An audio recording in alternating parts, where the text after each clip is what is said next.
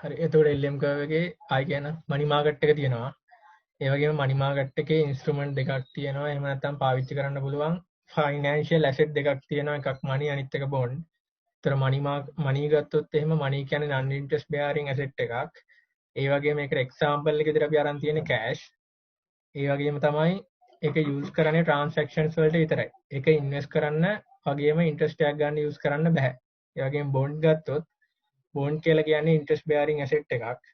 ඒ වගේම තමයි ඒක දැන් ඒකට example විදිහට මම දීලා තියෙනවා zero coupon bond. එතකොට zero coupon bond එකයි ඔය මෙතන bond කියලා interest bearing asset එකක් විදිහට අපි කියන එකයි දෙකම එක වගේ නිසා මම ඒක දැම්මේ. ඒ වගේම තමයි මේක bond කියන එක use කරන්නේ invest කරන්න විතරයි. ඒ වගේම transaction වලට යොදා ගන්න බෑ bond කියන එක. ඊළඟට money market එක ගත්තොත් money market එක කොටස් දෙකකට බෙදන්න පුළුවන්. එකක් තමයි money demand අනිත් එක තමයි money supply. ඒතර ඒක හැමෝම දන්නවනේ money demand එකයි money supply එකයි. මුලින්ම කතා කරමු money demand එක ගැන. හරි. money demand එක අපි කතා කරනකොට money demand එකට බලපාන. එහෙම නැත්නම් money demand එකට බලපාන purpose තුනක් තියෙනවා. හරිද?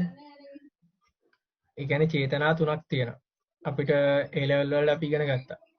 මොනවාද ඒ චේතනා තුන?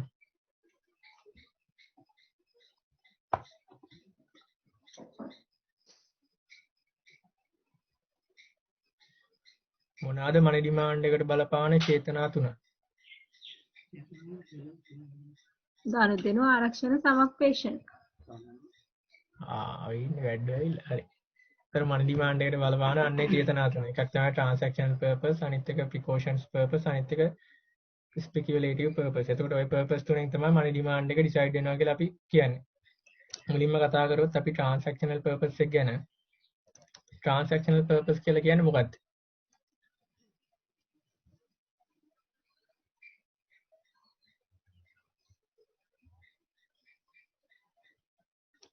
මොකද්ද transactional purpose කියන්නේ?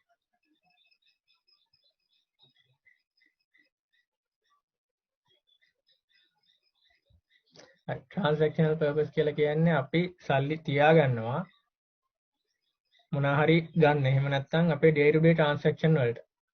එතකොට ඒකට කියනවා transactional purpose කියලා. ඒ වගේම example විදියට දැම්මොත් example එක විදියට purchase food නැත්නම් books pens ඕන එකක් ගන්න පුළුවන්. එතකොට ඒක අපි කියන්න ඕනේ අපි ඒ සල්ලි තියාගන්නේ මොකටද? ප්‍රධාන වශයෙන්ම day to day transaction වලට විතරයි. ඒ වගේම තමයි ඒක depend වෙනවා level of income එකත් එක්ක. ඒක තමයි ප්‍රධානම highlight කරන්න ඕන reason එක. එතකොට transactional purpose එකේ තියෙන්නේ අපි day to day transaction වලට සල්ලි ළඟ තියාගන්න පෙළඹෙනවා. ඒ වගේම තමයි ඒක depend වෙනවා level of income එක මත. හරිද ඒක?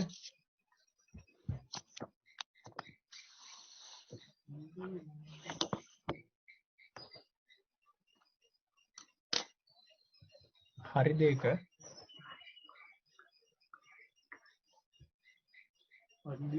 හරි. හරි.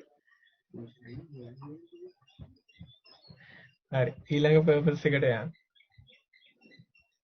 ඊළඟට precautions purpose. ඒතර precautions purpose එක ගත්තොත් එහෙම එකකින් කියන්නේ අපි සල්ලි ළඟ තියාගන්නවා uncertainties වලට face කරන්න. එහෙම නැත්නම් හදිස්සිය ඇතිවන දේවල් වලට face කරන්න. ඒතර මම මේක example එක විදිහට දාලා තියෙනවා surgery එකක් මොකක් හරි health condition එකක් එනවා හදිසියෙන් බෙහෙත් කරන්න. ඒතර ඒ වගේ දෙයක් ගන්න පුළුවන් precautions purpose කියන. ඒතර ඒකට අපි සල්ලි ළඟ තියාගන්න ඕනේ. එතකොට ඒක depend වෙන්නේ අනිවාර්යයෙන්ම level of income එක මත.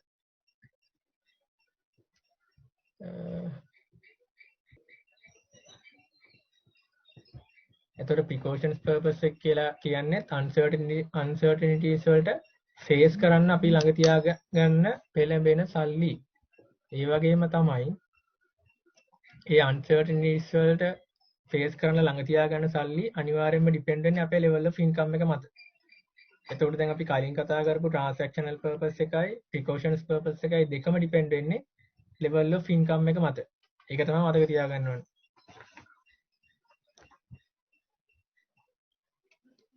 අවසාන purpose එක speculative purpose. එතකොට දැන් මේ purpose එක ගත්තොත් එතනදි කියන්නේ අපි සල්ලි ළඟ තියාගන්න පෙළඹෙන්නේ සල්ලි නැත්තම් අපි ළඟ තියාගන්නවද නැද්ද කියලා තීරණය කරන්නේ rate of interest එක මත. එහෙම නැත්තම් අපි wealth creation එකක් කරනවා. එහෙම නැත්නම් අපේ ධනෙ වැඩි කරගන්න. එතකොට එතනදි කියවෙන්නේ සාමාන්‍යයෙන් අපි සල්ලි ළඟ තියාගන්නවා සල්ලි වල තියෙන opportunity cost එක අඩු නම්. ඒ වගේම opportunity cost එක වැඩි නම් සල්ලි ළඟ තියාගන්නේ නැහැ. මොකද සල්ලි ළඟ තියාගන්න එක අපිට අවාසියි. එතකොට ඒක තමයි මේ speculative purpose එකේ කියන්නේ. හරිද? එතකොට මේ purposes තුනේ කාට හරි ප්‍රශ්නයක් තියෙනවද? තේරෙන්නේ නැත්නම් තියෙනවද? හරි ඊළඟ එකට යන්න. එතකොට transactional purpose and precaution purpose are directly related with the level of income. එතකොට income එකත් එක්ක තමයි මේ දෙකම related වෙන්නේ. හරි. එතකොට මට දැන් කියන්න කවුරු හරි level of income එක increase වුණොත් මොකක්ද වෙන්නේ? transactional purpose එකයි precautions purpose එකයි මොකක්ද වෙන්නේ? ඒ වගේම ඒකෙන් demand for money එකට වෙන බලපෑම මොකක්ද? කවුරු එක්කෙනෙක් කියන්න බලන්න. level of income එක වෙනස් වෙනකොට consumption එකට මොකක්ද වෙන්නේ? ඒ වගේම demand for money එකට මොකක්ද වෙන්නේ? හරිද දන්නේ නැහැ level of income වැඩි වෙනවා කියලා කියන්නේ අනිවාර්යයෙන්ම consumption එක වැඩි වෙනවා. consumption එක වැඩි වෙනවා කියලා කියන්නේ demand for money කියන එක අඩු වෙනවා. අපි සල්ලි ළඟ තියාගන්න කැමති නැහැ. හරි consumption එකට කියප එක හරි demand for money එකට කියප එකේ වැරදි. ඒකට ඒ දන්නවා දැන් මෙහෙමයි. දැන් level of income එක increase වෙනකොට consumption එක වැඩි වෙනවා. ඒ කියන්නේ අපි පරිභෝජනය කරන ප්‍රමාණය වැඩි වෙනවා කියලා කියන්නේ අනිවාර්යයෙන්ම අපි සල්ලි වලට කරන ඉල්ලුමත් වැඩි වෙන්න ඕනේ. අපි සල්ලි වැඩිපුර ළඟ තියාගන්න එපා consumption එක වැඩි කරන්න අපි. එතකොට තුනම increase වෙන්න ඕනේ. තුනම increase වෙන්න ඕනේ. හරිද? හරි. එතකොට ඒකේ බැලුවොත් තුනම increase වෙනවා නම් increase වෙනවා, decrease වෙනවා නම් තුනම decrease වෙනවා. ඒක තමයි එන්නේ. එතකොට මෙතනින් අපි එක සම්බන්ධයක් ගන්නවා money demand function එකේ. නැත්නම් demand for money function එක හදනකොට ඒ function එකට අපිට ගන්න පුළුවන්. දැන් අපිට මෙහෙම lect එක මෙහෙම ගන්නුවේ නෑ. මේ ලේසි ගන්න කරලා තියන්නේ. එතකොට දැන් මෙතන බැලුවොත්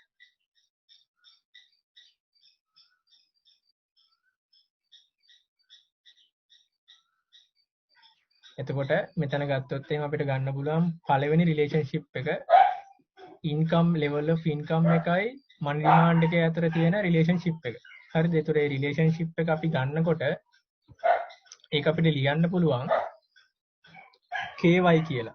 simple KY කියලා. මේ L1 කියලා මම මෙතන අදහස් කරේ පළවෙනි සම්බන්ධය කියන්න ගත්තේ. ඒතර ඒක එතන L1 කියන එක වැදගත් වෙන්නේ නැහැ. මෙතන KY කියන එක තමයි වැදගත් වෙන්නේ. KY කියන එක ගත්තේ කොහොමද කියන එකයි වැදගත් වෙන්නේ. හරිද? ඒතර K කියලා කියන්නේ income sensitivity of money demand. එතකොට අපිට මේ transactional purpose එකයි precautions purpose එකයි හින්දා තමයි අතන KY කියලා relationship එකක් අපිට ගන්න පුළුවන්. ඒ වගේ මේක positive relationship එකක්. ඒක පේනවනේ level of income එකයි demand for money එක අතර තියෙන positive relationship එකක් එතනදී. ඒ වගේම අනිත් එකට ගියොත් නැත්තම් අපේ speculative purpose එකට ගියොත් ඒක කෙලින්ම relate වෙලා තියෙන ඉස්සෙල්ලා කිව්වා interest එකත් එක්ක කියලා. එතකොට interest එක කියලා කියන්නේ මොකක්ද? opportunity cost of holding money in hand. මොකද bank එක deposit කරොත් අපිට ගන්න පුළුවන් interest එක. cash අතේ තියාගත්තොත් අපිට හම්බෙන්නේ නැහැ interest එක. හරි. දැන් එතකොට මම මෙතන option A option B කියලා දෙකක් දාලා තියෙනවා. option A එකට එන්නේ මොකක්ද? cash ළඟ තියාගන්නවා. cash ළඟ තියාගද්දිත් rate of interest 10%ක් තියෙනවා. ඒ වගේම තමයි අවුරුද්දකට පස්සේ එයාගේ අතේ කීයක් තියෙනවද? මුලින්ම ඒකට ආන්සර් කියන්නේ cash විදියට ළඟ තියාගන්නවා ලක්ෂයක්. interest rate එකත් 10%ක් තියෙනවා. අවුරුද්දකට පස්සේ අතේ කීයක් තියෙනවද?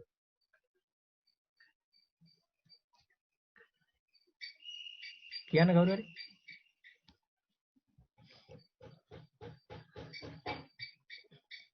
एक लक्ष 10,000 හරි. එතකොට සල්ලි අතේ තියන් ඉන්නකොට සල්ලි වැඩිුනේ කොහොමද? इंटरेस्ट ඒ කියන්නේ සල්ලි අපි ළඟ තියන් හිටියාමත් ඉන්ට්‍රස්ට් එකක් දෙනවද කවුරු ඇවිල්ලා කියන්නේ? ලක්ෂ්‍යම තමයි නේද? ලක්ෂ්‍යම තමයි. මොකද හේතුව සල්ලි දැන් ගෙදර ඔයා ලාච්චු දාලා තිබ්බොත් ලක්ෂයක් අවුරුද්දකට පස්සේ අරන් බැලුවත් එතන වැඩි වෙලා තියෙනවද? ඒක ලක්ෂ්‍යම තමයි. ඒක වෙනස් වෙන්නේ නැහැ. මොකද ඒකට ඉන්ට්‍රස්ට් එකක් හම්බෙන්නේ නැහැ. මොකද බැංක් එකකවත් ඩිපොසිට් කරලා නැහැ අපි. සල්ලි ළඟ තියාගෙන තියෙන්නේ. කැෂ් ඉන් හෑන්ඩ්. හරි. ඊළඟට B ඔප්ෂන් එක බැංක් එකේ ඩිපොසිට් කරනවා. එතකොට හරි 1,10,000. ඇයි ඒ? එතකොට අපිට බැංකින් ඉන්ට්‍රස්ට් එකක් ගෙවන්න. එතකොට සල්ලි තියෙන බැංක් එකේ අපි ළඟ නෙමෙයි. හරිද? හරි. දැන් මෙතන මේ ස්පෙකියුලේටිව් පර්පස් එකේ තියෙන අපිට රිලේෂන්ෂිප් එකෙන් ගන්න පුළුවන් දෙවෙනි මනි ඩිමාන්ඩ් එකේ රිලේෂන්ෂිප් එක.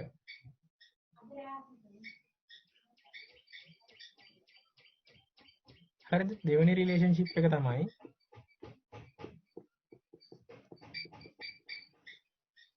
HI. එහෙම නැත්නම් simple HI. එතකොට මේ මෙතන I නෙමෙයි එන්න ඕනේ H හොඳේ. I නෙමෙයි H එන්න ඕනේ. Interest sensitivity of money demand. එතන H දාගන්න I නෙමෙයි.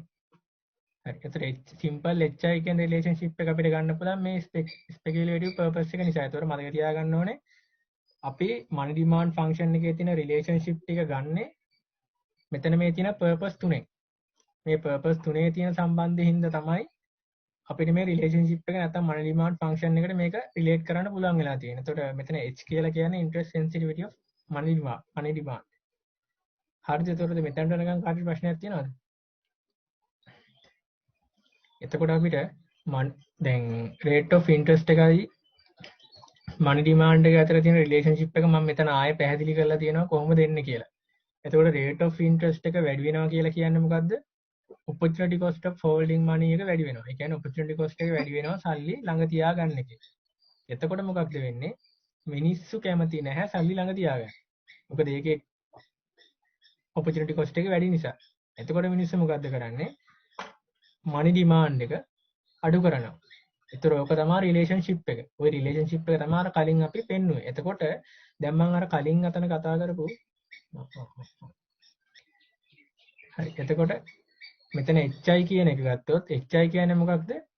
ස්පෙකියුලේටිව් පර්පස් එකෙන් අපි ගන්න රිලේෂන්ෂිප් එක. එතකොට මේ රිලේෂන්ෂිප් එක බැලුවාම අපිට මේ රිලේෂන්ෂිප් එක කියන්න පුළුවන් නෙගටිව් කියලා. මොකද්ද හේතුව? නෙගටිව් කියන්නේ හේතුව තමයි මේක. ඉන්ට්‍රස්ට් රේට් එකයි මනි ඩිමාන්ඩ් එක අතර තියෙන්නේ නෙගටිව් රිලේෂන්ෂිප් එකක් නිසා. හරි. එතකොට rate of interest එකයි demand for money එක අතර තියෙන්නේ rate of interest එක වැඩි වුණොත් demand for money වලට මොකද වෙන්නේ? negative relationship එකක් තියෙනවා. කවුරු එක්කෙනෙක් කියන්නේ?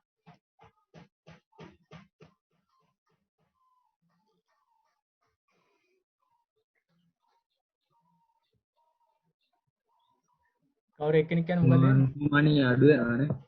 අඩු වෙනවා. හරි. demand for money අඩු වෙන්න ඕන. හරි. ඊළඟට මේක තමයි තමයි money demand function එක විදිහට ගන්න. එතකොට මේ money demand function එකේ පේනවා KY කියන්නේ positive.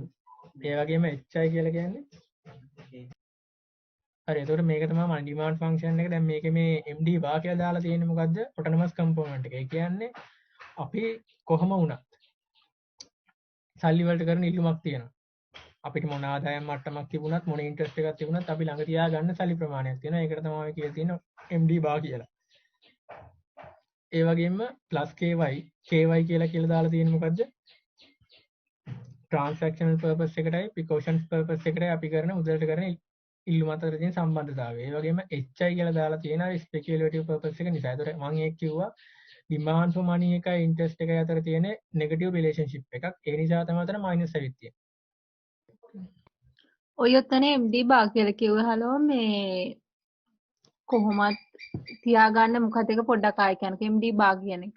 ඔව් MD බා කියලා කියන්නේ දැන් අපි ඉන්ට්‍රස්ට් රේට් එකටවත් නැත්නම් ඉන්කම් එකට මතවත් බලන පාන අපි කොහොමත් ළඟ තියාගන්න කැමති සල්ලි ප්‍රමාණයක් තියෙනවා. මොකද ඒක අපිට අනිවාර්යෙන්ම ඕන ප්‍රමාණයක් තියෙනවා. ඒ ප්‍රමාණය තමයි MD බා කියලා දාලා තියෙන්නේ.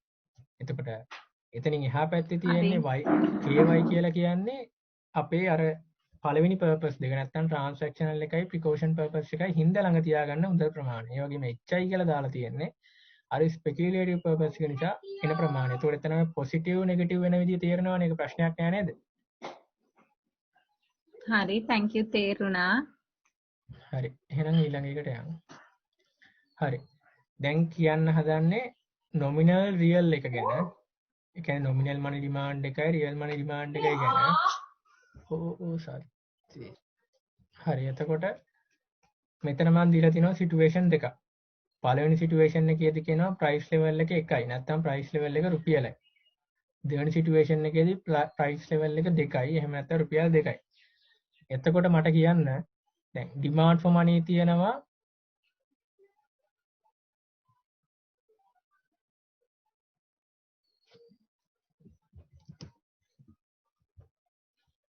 demand for money තියෙනවා 1000ක් සිටුේෂන් 1 එකේදී. එහෙම නැත්නම් රුපියලක් තියෙද්දි. එතකොට සිටුේෂන් 2 එකේදී දැන් හිතන්නකො මේ අපි කතා කරන්නේ එක ගුඩ් එකක් ගැන කියලා. එක ගුඩ් එකක් ගැන මේ කතා කරන්නේ. හිතන්නකො මොකක් හරි කෑම ජාතියක් ගැන කියලා. එතකොට ඒ කෑම ජාතියේ රුපියලක් ඒ කෑම ජාතියේ රුපියලක් වෙලා තියෙද්දි අපි ඒකෙන් 1000ක් ගන්නවා. අයිටම් 1000ක් ගන්නවා. එතකොට සිටුේෂන් 2 එකේදී ඒ අයිටම් එකක ප්‍රයිස් එක රුපියල් 2ක් වෙනවා. එතකොට අපේ ඩිමාන්ඩ් ෆොර් මනි කීයක් වෙනවද?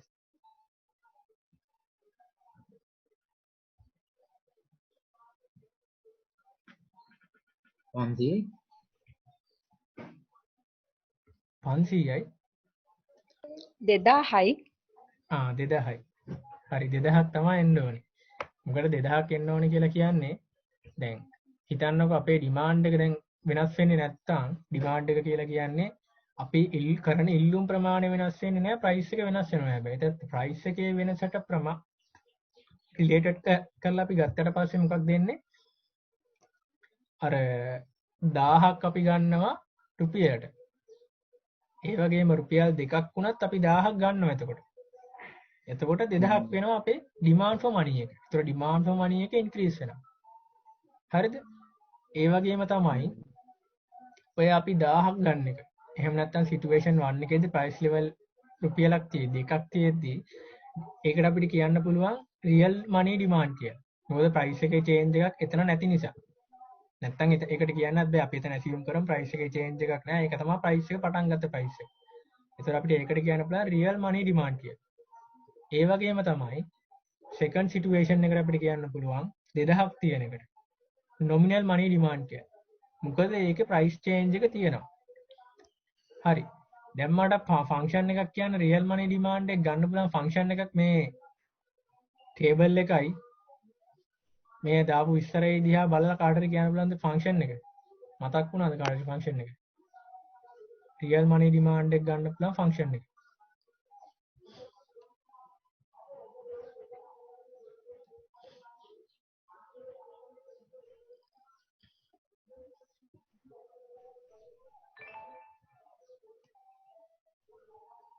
පුළුවන්ද කියන්න කාටද?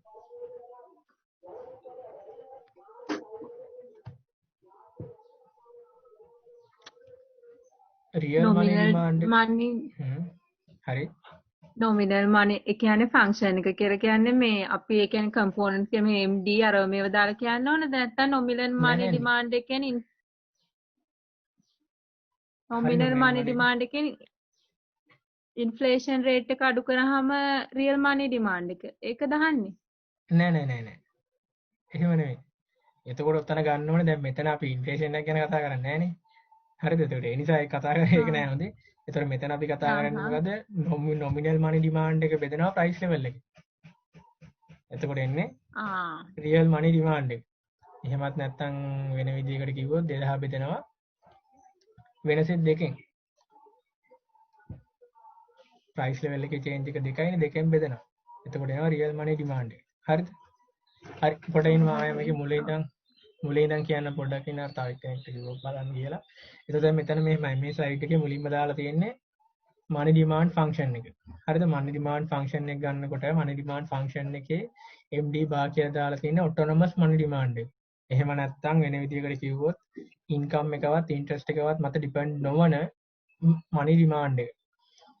ඒ වගේම තමයි උතන KY කියලා දාලා තියෙන්නේ transactional purpose එකයි precautions purpose එකයි හින්දා අපි ඒ කියන්නේ transactional purpose එකයි කලින් කතා කරපු precautions purpose එකයි හින්දා කොහොමද අපේ මනි ඩිමාන්ඩ් එක වෙලා තියෙන්නේ කියන එක තමයි අතන KY කියන එකෙන් පෙන්වන්නේ. ඒ වගේම මේක පොසිටිව්. ඒ වගේම HI කියන එක ගත්තොත් HI කියන එකේ තියෙන්නේ ස්පෙකියුලේටිව් පර්පස් එකේ තියෙන රිලේෂන්ෂිප් එක. එතකොට ස්පෙකියුලේටිව් පර්පස් එක ගත්තොත් එතනදි තියෙන්නේ නෙගටිව් රිලේෂන්ෂිප් එකක්. මොකද ඉන්ට්‍රස්ට් එකයි මනි ඩිමාන්ඩ් එක අතර තියෙන නෙගටිව් රිලේෂන්ෂිප් එකක්. ඒ නිසා තමයි අතන මයිනස් වෙලා තියෙන්නේ. හරි. ඒතකොට ෆන්ක්ෂන් එකේ තියෙන්නේ ඔච්චරයි. ඒ වගේම තමයි යටින් ඔය වගුවක් කතා කරලා තියෙන්නේ රියල් මනි ඩිමාන්ඩ් එකයි නොමිනල් මනි ඩිමාන්ඩ් එකයි කොහොමද අපි එක්සැම්පල් එකකින් පෙන්වන්නේ කියලා. එතකොට සිටුේෂන් 1 එකේදී ප්‍රයිස් ලෙවල් එක එකක් තියෙද්දි ඩිමාන්ඩ් ෆෝ මනි 1000ක් තියෙනවා. ඒ වගේම තමයි සිටුේෂන් 2 එකේදී ප්‍රයිස් ලෙවල් එක දෙකක් තියෙද්දි ඩිමාන්ඩ් ෆෝ මනි එතකොට 2000ක් වෙන්න ඕනේ. අපේ ඩිමාන්ඩ් එක වෙනස් වෙන්නේ නැත්නම් ඒ ගුඩ් එකට තියෙන එතකොට ප්‍රයිස් ලෙවල් එක වෙනස් වුණාට ඩිමාන්ඩ් ෆෝ මනි ඊට අනුපාතව වෙනස් වෙන්න ඕනේ. ඒක තමයි 2000ක් වෙලා තියෙන්නේ. එතකොට අපිට 1000ට කියන්න පුළුවන් රියල් මනි ඩිමාන්ඩ් කියලා. මොකද ඒකේ ප්‍රයිස් චේන්ජස් අන්තර්ගත වෙලා නැහැ. ඒ වගේම 2000ට කියන්න පුළුවන් නොමිනල් මනි ඩිමාන්ඩ් කියලා. නොමිනල් මනි ඩිමාන්ඩ් කියලා කියන්න පුළුවන් 2000ට.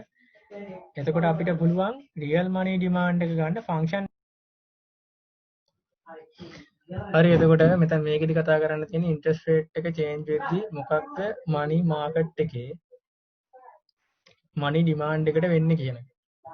එතකොට ඉන්ට්‍රස්ට් රේට් එක චේන්ජ් වෙනකොට අපි කර්ව් එක ඇඳ ගන්නවා ඉන්ට්‍රස්ට් එකයි මනි ඩිමාන්ඩ් එකයි. ඊට පස්සේ ඇඳ ගන්නවා මනි ඩිමාන්ඩ් කර්ව් එක. මනි ඩිමාන්ඩ් කර්ව් එක ඇඳ ගන්න. ඊට පස්සේ අපි එක පොයින්ට් එකක් ගන්නවා.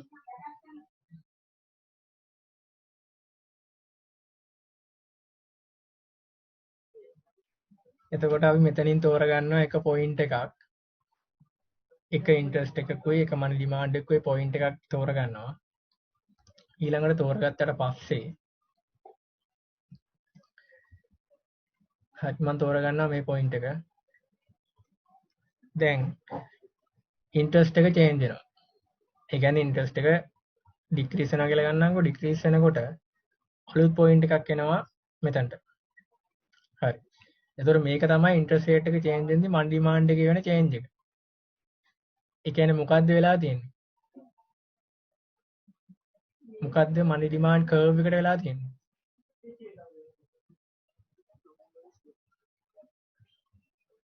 කවුරු එක්කෙනෙක් කියන්න මොකද්ද වෙලා තියෙන්නේ මනි ඩිමාන්ඩ් කර්ව් එකට? කර්ව් එක වෙනසක් වෙලා නැහැ නේ. කර්ව් එකේ වෙනසක් වෙලා නැහැ. මොකද්ද වෙලා තියෙන්නේ එතකොට? ඒ කියන්නේ ඩවුන්වර්ඩ් ස්ලෝපින් කර්ව් එක හරි. ඩවුන්වර්ඩ් ස්ලෝපින් හරි ඩවුන්වර්ඩ් ස්ලෝපින් එක හරි ඉන්ට්‍රස්ට් එකයි ඩිමාන්ඩ් එකයි අතර තියෙන අර ඉස්සෙල්ලා මම කිව්වා නෙගටිව් රිලේෂන්ෂිප් එකකින් හින්දා තමයි ඩවුන්වර්ඩ් ස්ලෝපින් වෙලා තියෙන්නේ. මම දැන් මෙතන අහන්නේ ඉන්ට්‍රස්ට් එක වෙනස් වෙනකොට ඉන්ට්‍රස්ට් එක අඩු හරි වැඩි හරි දෙපැත්තටම වෙනස් වෙනකොට කර්ව් එකේ මොකක්ද වෙන්නේ? පොයින්ට් එකේ චේන්ජ් එකක් වෙන්නේ shift වෙන්නේ නැහැ නේද? අන්න හරි. පොයින්ට් එකේ චේන්ජ් එකක් වෙන්නේ. ඒ කියන්නේ කර්ව් එක මත තමයි ගමන් කරන්නේ. අන්න ඒක තමයි කියන්න ඕනේ. හරිද? කර්ව් එක මත ලක්ෂයක් තමයි ගමන් කරන්නේ. එතකොට මෙතන පෙන්නනවා ඉන්වර්ස් රිලේෂන්ෂිප් එක කර්ව් එකෙන්. ඒ වගේම තමයි ඉන්ට්‍රස්ට් රේට් එක චේන්ජ් වෙනකොට කර්ව් එක මත තමයි ලක්ෂයක් එහා මෙහා යන්නේ. නැතුව කර්ව් එක shift වෙන්නේ නැහැ. අන්න ඒක මතක තියාගන්න. හරිද? හරි. මෙතන කාටද ප්‍රශ්නයක් තියෙනවද ඉන්ට්‍රස්ට් රේට් එක චේන්ජ් වෙද්දී කොහොමද උනේ කියලා?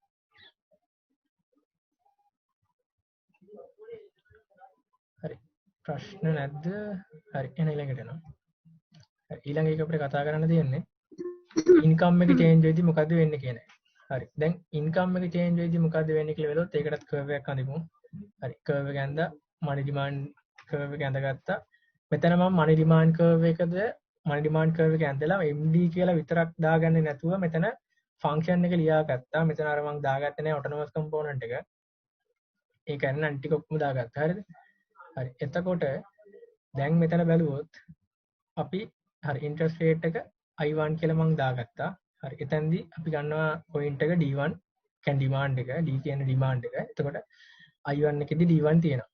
එතකොට මේ පොයින්ට් එක ගත්තොත් දැන් හිතන්න ඉන්කම් එක වැඩි වෙනවා. ඉන්කම් එක වැඩි වුණොත් මට කියන්නේ මොකද වෙන්නේ? ඉන්කම් එක වැඩි වුණොත් මොකද කර්ව් එකට වෙන්න ඕනේ?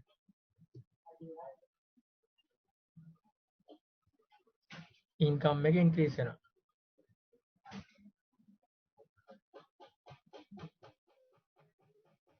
මොකද්ද මේ money demand curve එකට වෙන්නේ?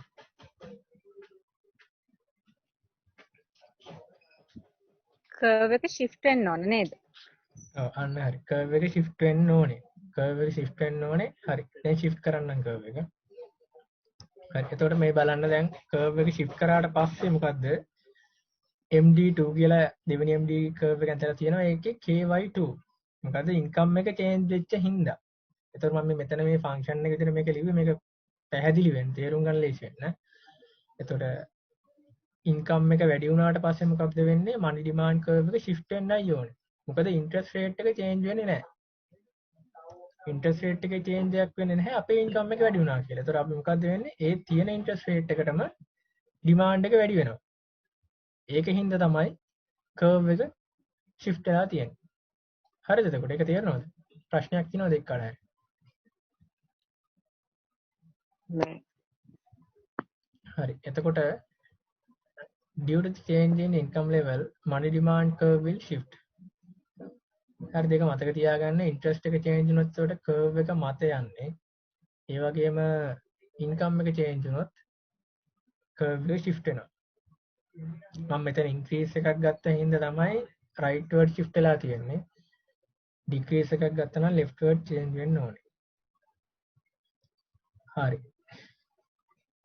ආයෙත් income change එක කිව්වොත් දැන් income එක change වෙනවා කියලා කියන්නේ එතකොට මං ඉස්සෙල්ලා කිව්වා income එකයි money demand එක අතර තියෙන මොන relationship එකක්ද මට ඒක මුලින්ම කියන්න.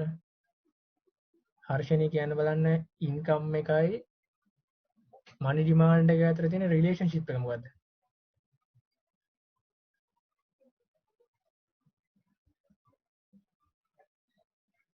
දැන් interest එකයි money demand එක අතර තියෙන negative relationship එකක් කියලා දන්නවා. මම අහන්නේ money demand එකයි income එක අතර තියෙන relationship එක. හරි positive නේ. එතකොට positive relationship එකක් හින්දා මොකක්ද වෙන්නේ money demand දැන් අපේ income එක වෙනස් වුණාට පස්සේ නැත්නම් income එක increase වුණාට පස්සේ මෙතන I නැත්නම් interest rate එක වෙනස් වෙන්නේ නැහැ. තියෙන interest rate එක යටතේම අපි demand එක වැඩි කරනවා. තේරුණාද? ඒ කියන්නේ මොකද interest rate එක change වෙන්න දෙයක් වෙලා නැහැ නේ මෙතන. interest rate එක change වෙලා නැහැ. interest rate එක change වෙලා නැති නිසා තියෙන interest rate එක යටතේම අපි අපේ money demand එක වැඩි කරනවා. එතකොට money demand එක වැඩි කරොත් තියෙන interest rate එකට දැන් මොකද්ද වෙන්නේ? curve එක shift වෙනවා. එතකොට ඒක තමයි මම මෙතන function එකනුත් පෙන්නලා තියෙන්නේ. function එකනුත් money demand function එකේ KY1 අනිත් එක KY2 වෙලා තියෙනවා. එතකොට වැඩි වෙලා තියෙනවා. ඒ වගේම තමයි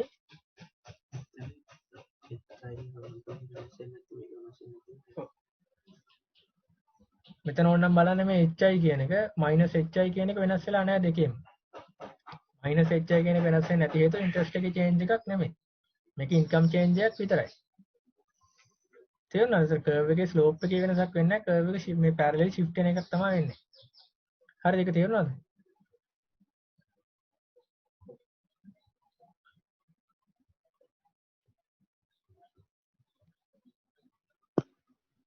හරි. එහෙනම් ඊළඟ එකට යන්න. ඊළඟ එක දැන් money demand එක ගැන කතා කරලා ඉවරයි. ඒතර money supply එක ගැන කතා කරන්න තියෙන්නේ. හරි. money supply කියන එක එතකොට decide කරන්නේ monetary authority එකෙන් ලංකාවේ නම් central bank එකෙන්. එතකොට ඒ වගේම ඒ decide කරන money supply එකට අපිට කියන්න පුළුවන් nominal money supply කියලා. එතකොට මේ monetary authority එකෙන් decide කරන money supply එකට අපිට කියන්න පුළුවන් nominal money supply කියලා. එතකොට ඒ වගේම තව දෙයක් තියෙනවා මේ money supply එක නැත්තම් monetary authority එකෙන් decide කරන money supply එක අපිට ගන්න පුළුවන් exogenous එකක් විදියට. එහෙම නැත්නම් ඒක අර autonomous කියන වචනේ කිව්වා. autonomous විදියට කියන්න පුළුවන්. ඒක සාමාන්‍යයෙන් කියන්නේ නැති හින්දා මෙතනට ගැලපෙන්නේ exogenous එක. ඒතර exogenous කියලා කියන්නේ අපි ඒක determine කරන්නේ එළියෙන්. එහෙම නැත්නම් මේ monetary authority එකෙන් තමයි determine කරන්නේ මොකක්ද money supply එක කියලා. එතකොට මේ money supply එක කිසිම සම්බන්ධයක් නැහැ interest rate එකත් එක්ක. interest rate එකේ change එකත් එක්ක කිසිම response එකක් නැහැ මේ money supply එකේ. මොකද money supply එක decide කරන්නේ monetary authority එකෙන් හින්දා. හරිද? හරි. එතකොට ඊළඟ එකට යන්නේ එතකොට curve එක අඳින්න. එතකොට curve එක ඇඳොත් money supply curve එක එන්නේ මේ විදිහට. එතකොට money supply curve එක මෙහෙම එන්නේ ඇයි? මේ money supply curve එක වෙනස් වෙන්නේ නැහැ. එහෙමත් නැත්නම් money supply curve එක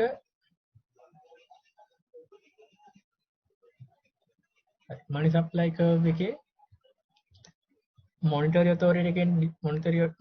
authority එකෙන් decide කරන money supply එක. එහෙම නැත්නම් ඒ ප්‍රමාණය ඒ විදිහටම තියෙනවා එයාලා ආයි decide කරලා වෙනස් කරනකම්. එතකොට එයාලා decide කරන්නේ nominal money supply එක. ඒකින්ද තමයි මේ දාලා තියෙන්නේ capital MS. හරි. එතකොට ඒ වගේම අනිත් දේ තමයි interest එකත් එක්ක කිසිම change එකක් නැහැ. interest එක මෙතන තිබ්බත් එකයි මෙතන තිබ්බත් එකයි. කොතන තිබ්බත් money supply එක ඕකම තමයි. වෙනස් වෙන්නේ නැහැ. ඒකට තමයි අපි ගන්නේ irrespective to the interest කියලා. ඒ වගේම real money supply එක බැලුවොත් අර කලින් අපි බැලුවා real money demand එක. real money demand එක බැලුවා වගේම තමයි real money supply එක. nominal money supply එක බෙදෙනවා price level එකෙන්.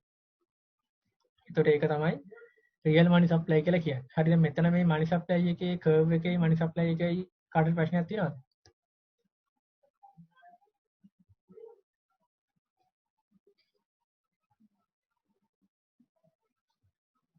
හරි එන ඊළඟට.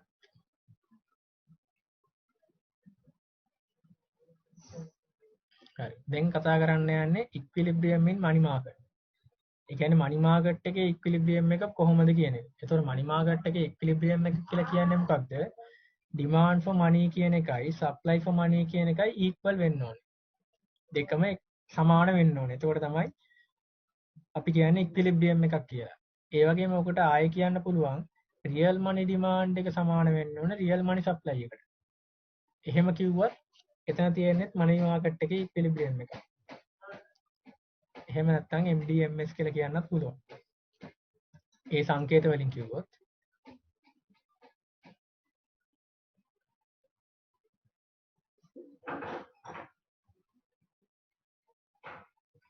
හරි. ඊළඟ එකට. හරි. දැන් අදලා පෙන්වන්න හදන්නේ equilibrium එක. එතකොට අපි දාගන්නවා interest එකයි quantity of money. දැන් මෙතන quantity of money කියලා මම දාලා තියෙන්නේ මෙතන demand and මේ demand for money කියලා දාන්න බෑ. මොකද demand for money එක විතරක් නෙමෙයි supply for money එකක් තියෙන නිසා. ඒතර මම මෙතන දැම්මා quantity of money කියලා. හරි. ඊළඟට හරි. ඔන්න අදගත්ත MD curve එක. ඊට පස්සේ අඳිනවා MS එක. දැන් ගන්නවා equilibrium එකේ interest rate එක.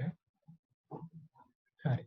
එතකොට මේ I1 එක තමයි equilibrium එකේ interest rate එක කියලා කියන්නේ. ඒ වගේම ඔය Q1 එකට කියන්න පුළුවන් එතනදී ඒ වෙලාවෙදි තියෙන quantity of money එක කියලා. ඒ වගේම මෙතන ඕගොල්ලොන්ට බලන්න පුළුවන් මෙතන මේ MS එක.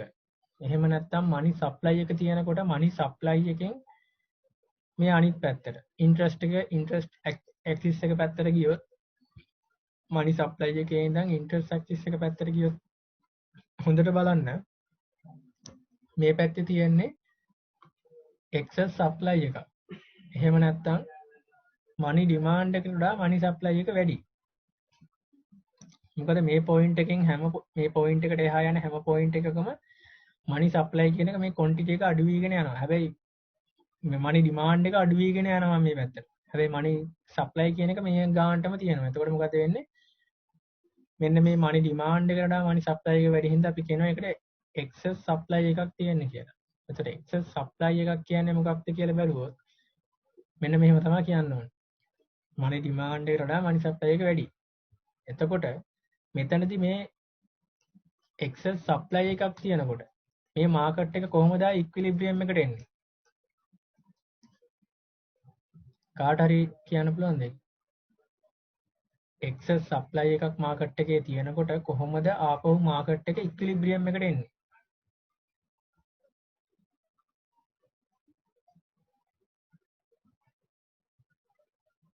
MS කියන එක වැඩි කරන්න බෑ. ඒක තීරණය කරලා තියෙන ඩිටර්මයින් කරලා තියෙන authority එක නිසා අනිවාර්යයෙන්ම MD වැඩි වෙන්න ඕන නේද demand එක. හරි. ඒක මෙහෙම වෙන්නේ හරිද? මම දැන් පෙන්නන්නම්. excess supply කියන එක ගත්තොත් දැන් excess supply එකක් තියෙනකොට process එකක් වෙලා තමයි ඔය excess supply එක ආපහු excess supply එක අයින් වෙලා ගිහිල්ලා equilibrium එකට එන්නේ. පළවෙනි පොයින්ට් එක ගත්තොත් දැන් මෙතන තියෙන්නේ මොකක්ද මනි ඩිමාන්ඩ් එකට වඩා මනි සප්ලයි එක වැඩි. මනි ඩිමාන්ඩ් එක අඩුයි කියන්නේ මොකක්ද? මිනිස්සු කැමති නෑ සල්ලි ගොඩක් ළඟ තියාගන්න. හරිද? එතකොට මිනිස්සු සල්ලි ගොඩක් ළඟ තියාගන්නේ නෑ කියලා කියන්නේ මිනිස්සු කැමති මොකක්ද? සල්ලි අඩුවෙන් අතේ තියාගන්න. එතකොට සල්ලි අඩුවෙන් අතේ තියාගන්නවා කියන්නේ අනිත් පැත්තට අනිවාර්යයෙන්ම දැන් මම ඉස්සෙල්ලා කිව්වා මනි මාකට් එකේ තියෙන්නේ දෙකයි. එකක් කෑෂ් අනිත් එක බොන්ඩ්. එතකොට අනිවාර්යෙන් සල්ලි විදිහට තියාගන්න කැමති නෑ කියන අනිවාර්යෙන් බොන්ඩ් විදිහට ඒක තියාගන්නවා. ඒ කියන්නේ ඒගොල්ලෝ බොන්ඩ් වල ඉන්වෙස්ට් කරනවා කියන්නේ. එතකොට බොන්ඩ් වල ඉන්වෙස්ට් කරනකොට මොකද්ද වෙන්නේ? බොන්ඩ් වල ඉන්ට්‍රස්ට් එකක් තියෙනවා. ඒතර බොන්ඩ් වල ඉන්ට්‍රස්ට් එක අනිවාර්යයෙන්ම අඩු වෙන්න ඕනේ මාකට් එක ඉක්විලිබ්‍රියම් එකට එනකම්. ඒතර මේ ප්‍රොසෙස් එකෙන් තමයි මනි එක්සස් සප්ලයි කියන එක ආපහු ඉක්විලිබ්‍රියම් එකට එන්නේ. ඒ කියලා කියන්නේ දැන් ඉක්විලිබ්‍රියම් එකට උඩින් තියෙන්නේ එක්සස් සප්ලයි එක. ඒ වගේම තමයි ඒක ඉක්විලිබ්‍රියම් පොයින්ට් එකට ආව පල්ලෙහාට එන්නේ මුලින්ම වෙන්නේ මිනිස්සු සල්ලි ළඟ තියාගන්න අඩුවෙන්. ඒ කියන්නේ මනි ඩිමාන්ඩ් එක අඩු වෙනවා. ඒ වගේම තමයි ඒගොල්ලෝ ගොඩක් සල්ලි උඩට තියාගන්නේ බොන්ඩ් වල. බොන්ඩ් වල සල්ලි ඉන්වෙස්ට් කරනවා කියලා කියන්නේ බොන්ඩ් වල ඉන්ට්‍රස්ට් එක අඩු වෙන්න ඕනේ. හරි. දැන් මේකට එක්සැම්පල් එකක් පෙන්නන්නම් කොහොමද එන්නේ කියලා. හරි. දැන් මේ මම දාලා තියෙනවා before the excess supply. ඒ කියන්නේ excess supply එකට කලින් එක්සැම්පල් එකක්. ඊට පස්සේ එහා පැත්තේ තියෙනවා after the excess supply. දැන් එතකොට මෙතන before පැත්ත මුලින් බලමු. face මේ බොන්ඩ් එකගේ විස්තර දීලා තියෙන්නේ බොන්ඩ් එකේ face value එක 1000යි. ඒ වගේම price of bond එක 900. ඒතකොට ඒ කියන්නේ face value එක 1000ක් වුණාට අපි 900ක් දීලා තමයි බොන්ඩ් එක ගන්න ඕනේ. ඒතකොට interest එක කියලා ගන්නවා 100ක්. මෙතන interest එක දාන්නත් පුළුවන්, yield එක කියලා දාන්නත් පුළුවන්. මම interest එක කියලා දැම්මේ මොකද අපි සාමාන්‍යයෙන් use කරන්නේ මේ වචනේ හින්දා. එතකොට මෙතන අපි ගත්තොත් 100ක් අපිට හම්බ වෙනවා interest එක. අපේ cost එක කී දැන් අපි මෙතන ගත්තොත් එහෙම මේ 100ක් හම්බෙන්නේ මොකක්ද 1000ක face 1000 නෙමෙයි.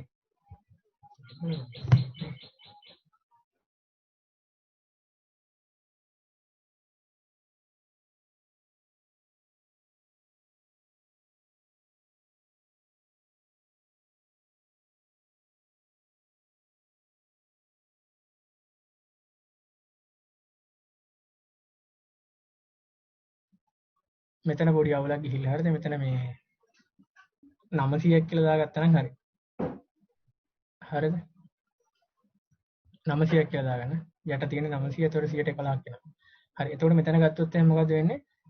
අපි face value එක 1000ක් තියෙන බොන්ඩ් එකක් 900කට ගන්නවා. එතකොට අපිට අවසානයේ maturity period එක ඉවරනහම 1000ක් අපිට ගන්න පුළුවන්. ඒ කියන්නේ 100ක interest එකත් එක්කම අපිට 1000ක් හම්බ වෙනවා සම්පූර්ණ value එක. එතකොට අපිට කීයක් හම්බ වෙනවද interest එක 111. හැබැයි මේ තියෙන්නේ before the excess supply.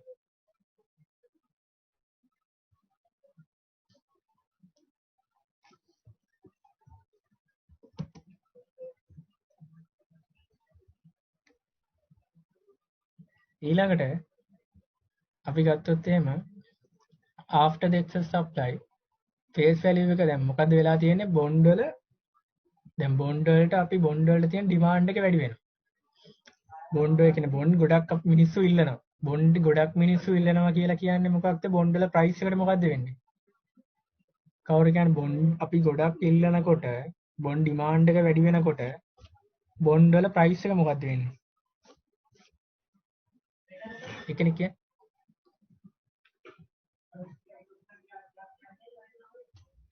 වැඩි වෙනවා. දැන්ට අනිවාර්යෙන් වැඩි වෙන්න ඕනේ. හරිද? මොකද ඩිමාන්ඩ් සප්ලයි සාමාන්‍යයෙන් දන්නවනේ තියරි. එතකොට මොකද වෙන්නේ? ඩිමාන්ඩ් එක වැඩි වෙනකොට අනිවාර්යෙන් ප්‍රයිස් එක වැඩි වෙනවා. ඒ කියන්නේ මම මෙතන ගත්තා 1100ක් කියලා. එතකොට මේ 900ට price of bond තිබ්බ බොන්ඩ් එක මිනිස්සු ගොඩක් ඉල්ලන නිසා ඩිමාන්ඩ් එක වැඩි නිසා මොකද්ද වෙන්නේ? 1100ක් වෙනවා. එතකොට ඒක 1100ක් වුණාට price of bond එක face value එක තියෙන්නේ 1000ම තමයි. ඒතර බොන්ඩ් එක සාමාන්‍යයෙන් අර මම ඉස්සෙල්ලා අර එක්සැම්පල් එකේ කිව්ව විදිහට ගත්තොත් බොන්ඩ් එක එතකොට මෙතන face value එක වෙනස් වෙන්නේ නැහැ. ඒ නිසා මොකද වෙන්නේ? price of bond එක 1100ක් වෙනවා. ඒ වගේම interest එකේ 100ම තමයි හම්බෙන්නේ. වෙනසක් නැහැ. දැන් මෙතනත් face value එක 1000ක් තියෙන එකට 900ට interest එක 100ක් හම්බෙනවා. ඒතර මෙතන ගත්තොත් එහෙම face value එක 1000ක් තියෙන එකට interest එක 100ම තමයි හම්බෙන්නේ. වෙනසක් වෙන්නේ නැහැ. ඒතකොට interest එකේ වෙනසක් වෙන්නේ නැහැ. price of bond එක වැඩි වෙනවා. ඒක කියන්නේ මොකද්ද? අපි 100ක් ගන්නම වියදම් කරන්න ඕන ප්‍රමාණය වැඩි වෙනවා. මොකද ඩිමාන්ඩ් එක වැඩි වෙන නිසා. එතකොට මෙතන ගත්තොත් මෙතන rate of interest එක විදිහට අපි කීයක් ගන්න ඕනේ? කීයක් දෙන්නේ? අතල කියන්න කෙනෙක් කවුරු හරි rate of interest එක විදිහට අපි කීයක් දෙන්නේ 100ට?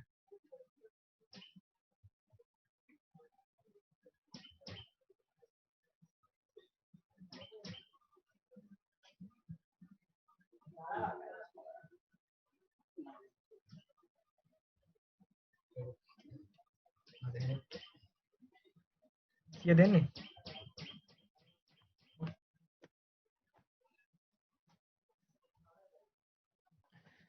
කරන්න තියෙන්නේ ඉන්ට්‍රස්ට් එක බෙදන්න ප්‍රයිස් ඔෆ් බොන්ඩ් එකෙන්.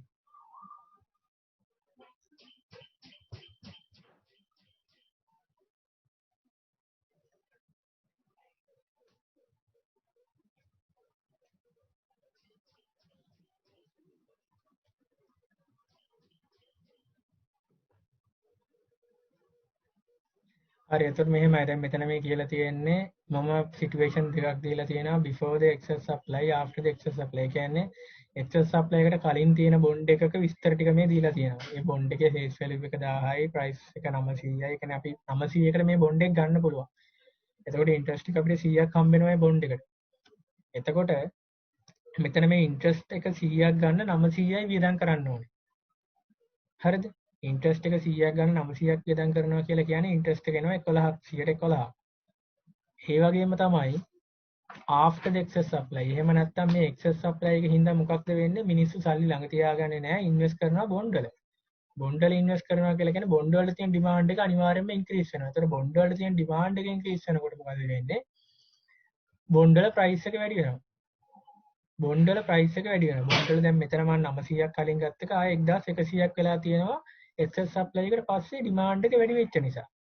එතකොට excess supply එක මේ demand මේ price of bond එක 1100ක් කියන්නේ 1100ක් දෙන්න ඕනේ මේ 100ක interest එක ගන්න අපි. හරිද? එතකොට මම අහන්නේ මේ 100ක interest එක ගන්න අපි 1100ක් වියදම් කරන්න ඕන නම් අපිට ඇත්තටම හම්බෙන interest rate එක කීයද? ආයෙත් මේකටම log වෙන්න. මේ link එකට දාපු link එකටම log වෙන්න cancel කරනවා. හරි. එතකොට මම මෙතන කියන්නද කවුරුත්? 109. හරි 109. එතකොට ආන්සර් එක එන්න ඕනේ 109ක්. එතකොට මොකද වෙලා තියෙන්නේ කියලා හොඳට බලන්න. 111ක් ඉන්ට්‍රස්ට් රේට් එක තිබ්බ එක 109 දක්වා අඩු වෙලා. හරි. දැන් මට කියන්න මේ ඉන්ට්‍රස්ට් රේට් එක 109 දක්වා අඩු වෙනවා කියලා කියන්නේ මොකක්ද අනිත් පැත්තෙන්? 109 දක්වා අඩු වෙනවා කියන්නේ මොකක්ද අනිත් පැත්තෙන්? හරි 109 දක්වා අඩු වෙනවා. දැන් මෙතන 110ක් තිබ්බ එක excess supply එක excess supply එකක් මේ excess supply එකට කලින් 110ක් interest rate එක තිබ්බට පස්සේ interest rate එක ආයි මොකද්ද වෙන්නේ? අඩු වෙනවා. interest rate එක අඩු වෙනවා කියන්නේ මොකද්ද? curve එක දිගේ මොකක්ද වෙන්නේ? මේ හරිය curve එකේ ඉන්න එකක් මොකද්ද වෙන්නේ? ඉක්විලිබ්‍රියම් එකට එනවනේ. ඔව් පල්ලෙහාට ඉක්විලිබ්‍රියම් එකට එනවා. ඒ කියන්නේ මෙහෙම ඉක්විලිබ්‍රියම් එකට එන පොයින්ට් එකට වෙනකම් ওই interest rate එක අඩු වෙනවා කියලා කියන්නේ. ඒක තමයි දැන් ඔය ඉස්සෙල්ලා පැහැදිලි කරේ. ඉන්ට්‍රස්ට් රේට් එක අඩු වීගෙන යනවා මාකට් එක ආයේ ඉක්විලිබ්‍රියම් එකට එනකම්. ඒක තමයි මේ එක්සස් සප්ලයි එකක් ආවොත් තියෙන ප්‍රොසෙස් එක. තේරුණාද? ඒකට price of bond එක වැඩි වෙනවද? ඔව් price of bond එක වැඩි වෙනවා. මොකද demand එක වැඩි වෙන හින්දා. මෙතන දැන් මතක තියාගන්න තියෙන්නේ price of bond එක වැඩි වෙන්න හේතුව තමයි bond වලට තියෙන demand එක වැඩි වෙන එක. ඒ වගේම ඉන්ට්‍රස්ට් රේට් එක අඩු වෙන්න හේතුව තමයි ඉන්ට්‍රස්ට් එක වෙනස් වෙන්නේ නැහැ බොන්ඩ් එකේ ප්‍රයිස් එක වැඩි වුණාට. ඒ දෙක තමයි මතක තියාගන්න තියෙන්නේ. හරිද එතකොට? හරි තේරුණා. එතකොට වෙන්නේ මොකක්ද? වෙන්නේ මේක. කර්ව් එකෙන් පැහැදිලි කරොත්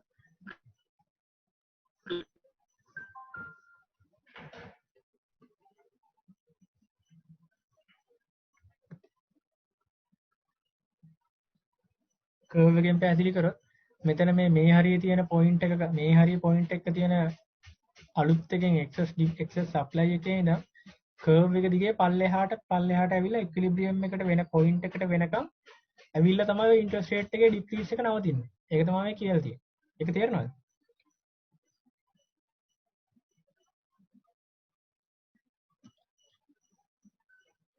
තේරුණාද?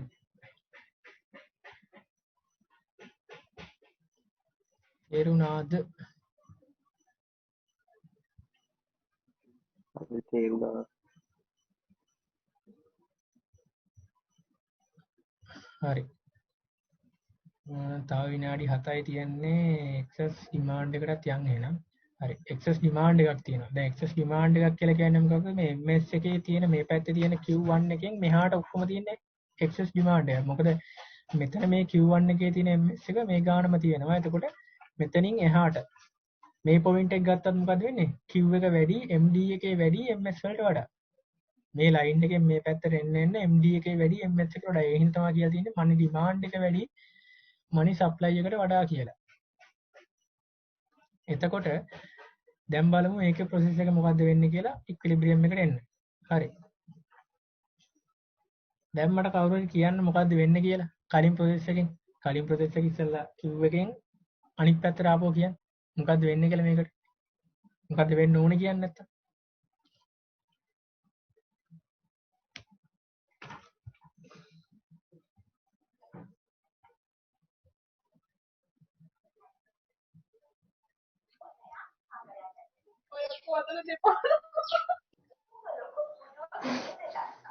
කවුරු එක්කෙනෙක් කියා.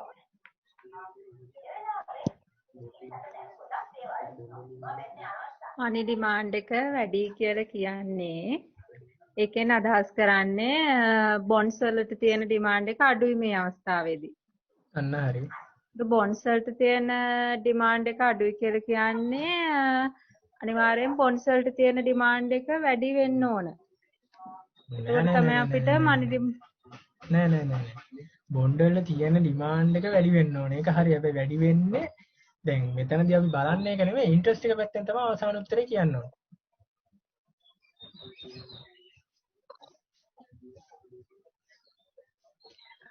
සුනායි ප්‍රශ්නේ කියන්නකෝ. ප්‍රශ්නේ තමයි ආගන්න ප්‍රශ්නේ.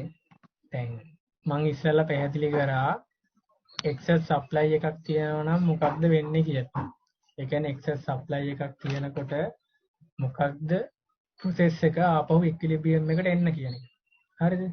දැන් මම අහන්නේ එක්සස් ඩිමාන්ඩ් එකක් තියෙනකොට ආයෙත් කොහොමද මේ එක්සස් ඩිමාන්ඩ් පොයින්ට් එක තියෙන ඉක්විලිබ්‍රියම් එක ආපහු ඉක්විලිබ්‍රියම් එක දක්වා එන්නේ කොහොමද කියන එක තමයි අහන්නේ. ඉස්සෙල්ලා පැහැදිලි කරපු එකේම අනිත් පැත්ත.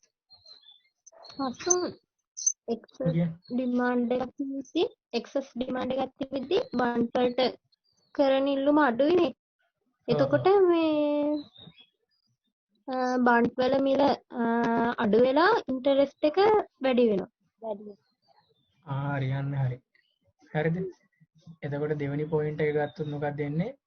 දැන් මිනිස්සු ගොඩක් සල්ලි ළඟ තියා ගන්නවා කියන්නේ බොන්ඩ් වල ඉන්වෙස්ට් කරන්න යන්නේ නැහැ කවුරු. ඒතර බොන්ඩ් වල ඉන්වෙස්ට් කරන්නේ නැහැ කියලා කියන්නේ බොන්ඩ් වලට තියෙන ඩිමාන්ඩ් එක අඩු වෙන හින්දා බොන්ඩ් වල ඉන්ට්‍රස්ට් එක ඉන්ක්‍රීස් වෙනවා.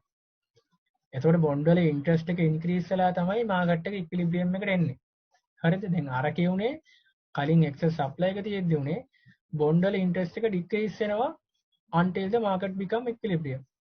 හැබැයි එක්සස් ඩිමාන්ඩ් එකක් තියෙනකොට බොන්ඩ් එකේ ඉන්ට්‍රස්ට් එක ඉන්ක්‍රීස් වෙනවා until the market become equilibrium. දැන් හරියට මේක එක්සැම්පල් එකක් ගත්තොත් මේකෙත් කලින් එක්සැම්පල් එකමයි මෙතන 900 දාගන්න. එතකොට 111ක් තියෙනවා.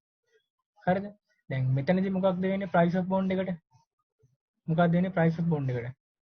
supply එක තියෙනවා bond වල. හැබැයි demand එක අඩු වෙනවා. මොකක්ද වෙන්නේ එතකොට? මොකක්ද වෙන්නේ? කෙනෙක් කියන price of bond එකට මොකක්ද වෙන්නේ? supply එක තියෙනවා.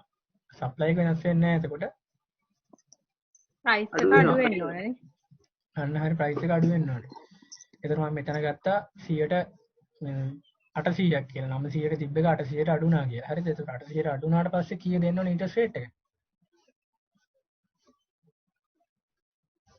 මේ මෙතන එතකොට 200 වෙන්න ඕනේ.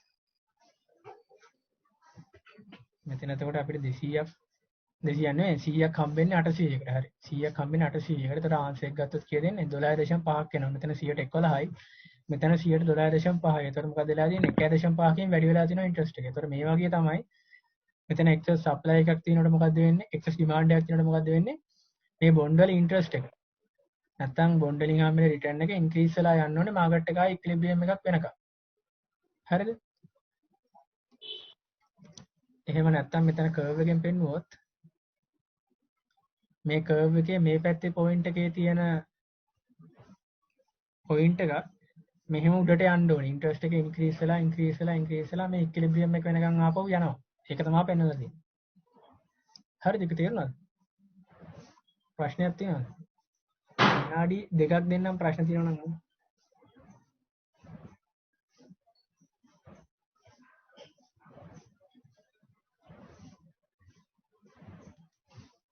ප්‍රශ්න තියෙනවා නම් අහන්න. තව විනාඩියයි තප්පර 45ක් දෙන්න.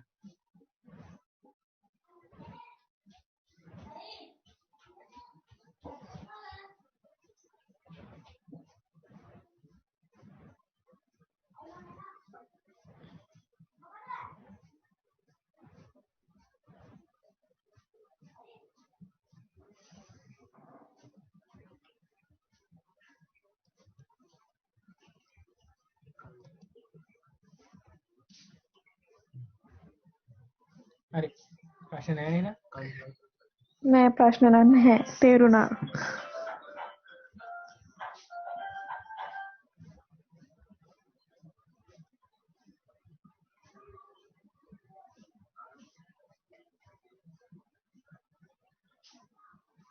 හරි. තව විනාඩියයි තියෙන්නේ. මේක එතකොට ඕෆ් වෙනවා.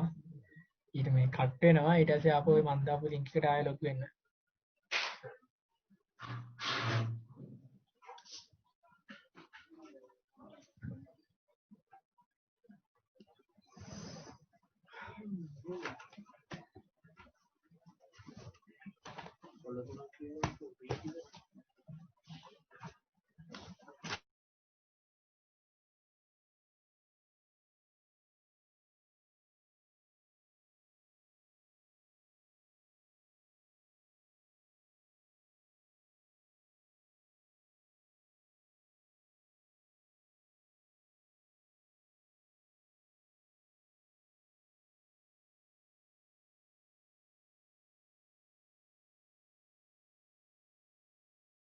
මතක් කරගන්න. හරි. ඒතකොට මේකෙදි කතා කරන්න තියෙන්නේ ඉන්කම් එක ඉන්ක්‍රීස් වෙනකොට මනි මාකට් එකේ මොකක්ද වෙන්නේ කියන එක. ඒතකොට ඉන්ට්‍රස්ට් එකයි ක්වොන්ටිටි ඔෆ් මනි එකයි තියෙනවා. මම දැන් ඉක්විලිබ්‍රියම් එකක් ඇඳ ගන්නවා. හරි. එතකොට මේක තමයි ඉක්විලිබ්‍රියම් එක. හරි. දැන් මට කියන්න ඉන්කම් එක ඉන්ක්‍රීස් වෙනවා. මොකද්ද මනි මාකට් එකේ වෙන්නේ? මොන කර්ව් එකද වෙනස් වෙනවා නම් වෙනස් වෙන්නේ මොන පැත්තටද? මොකද්ද ඊට පස්සේ වෙන ඉෆෙක්ට් එක මනි මාකට් එකට? කවුරු කියන්න බලන්න.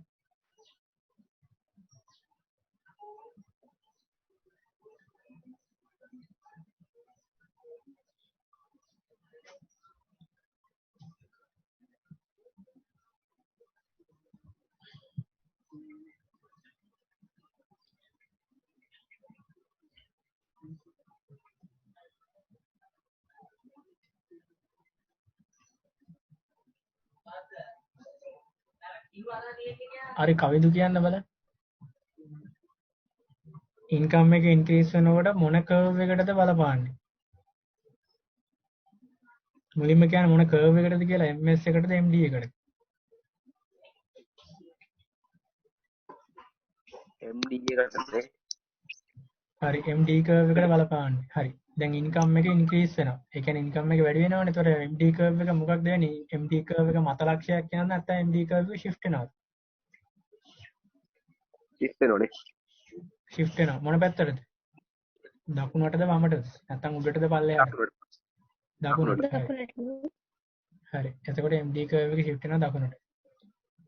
එතකොට මොකද්ද වෙන්නේ? මේ මනි මාකට් එකේ ඉන්ට්‍රස්ට් එක වැඩි වෙනවා. මේක තමයි ඉන්කම් එක ඉන්ක්‍රීස් වෙද්දී මනි මාකට් එකේ වෙන්නේ. ඉන්කම් එක ඉන්ක්‍රීස් වෙනකොට වෙන චේන්ජ් එක තමයි යෝක. මොකද මේකේ ඉන්කම් එක ඉන්ක්‍රීස් එක බලපාන්නේ මනි ඩිමාන්ඩ් එකට. ඒ නිසා තමයි මනි ඩිමාන්ඩ් කර්ව් එක චේන්ජ් වෙන්නේ. අපි ඉස්සෙල්ලා කතා කරා මනි ඩිමාන්ඩ් එකට ඉන්කම් එක බලපාන්නේ කොහොමද කියන එක. දැන් ඊළඟ එක තියෙනවා ඉන්ක්‍රීසින් මනි සප්ලයි. හරි. දැන් මට කියන්න කවුරු හරි මනි සප්ලයි එක ඉන්ක්‍රීස් වෙද්දී මොකද වෙන්නේ? මොකද වෙන්නේ මනි සප්ලයි එක ඉන්ක්‍රීස් වෙද්දී? හරි ඒක කියන්න මට තුෂාර කියන්න බලන්න.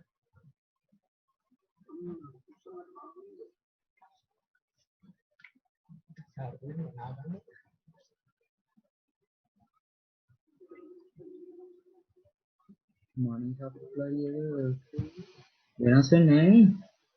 හරියට මනි සප්ලයි එක දැන් මෙහෙමයි. මනි සප්ලයි එක වෙනස් වෙන්නේ නැහැ කොන්ස්ටන්ට්. ඒ වුණාට මනි සප්ලයි එක මොනිටරි ඔතොරිටි එකෙන් ඉන්ක්‍රීස් කරොත් ඉන්ක්‍රීස් වෙනවා. හරිද? මම කොන්ස්ටන්ට් කියලා කියන්නේ අපිට ඩිටර්මයින් කරන්න බෑ කියන එක. ඒතර මනි සප්ලයි එක ඔතොරිටි එකෙන් වැඩි කරොත් වැඩි. මං අහන්නේ වැඩි කරොත් මොකද්ද වෙන්නේ කියලා. මොකද්ද වෙන්න පුළුවන්? හරි බලපාන්නේ මොන කර්ව් එකටද? මනි සප්ලයි කර්ව් හරි MS කර්ව් එකට. දැන් ඉන්ක්‍රීස් වෙනවා කියන්නේ දැන් තියෙන පොයින්ට් එක තියෙනවානේ. දැන් තියෙන පොයින්ට් එක Q1. එතකොට ඉන්ක්‍රීස් වෙනවා කියන්නේ කොයි පැත්තටද යන්න ඕනේ? දකුණට යන්න ඕනේ. හරි. දකුණට යනවා. හරි. ඔක තමයි වෙන්නේ. එතකොට මොකද්ද වෙන්නේ? Q2 ගේ අලුත් පොයින්ට් එකක් එනවා. ඒ වගේම ඉන්ට්‍රස්ට් එක අඩු වෙනවා. මනි සප්ලයි එක වැඩි වෙනකොට ඉන්ට්‍රස්ට් එක අඩු වෙනවා. ඒක තමයි ඉන්ක්‍රීස් ඉන් මනි සප්ලයි එකේ ඉෆෙක්ට් එක මනි මාකට් එකට. තේරෙනවද ඒක? ප්‍රශ්නයක් තියෙනවද? හරි ඊළඟ එක. හරි. මේකට කියන්න මට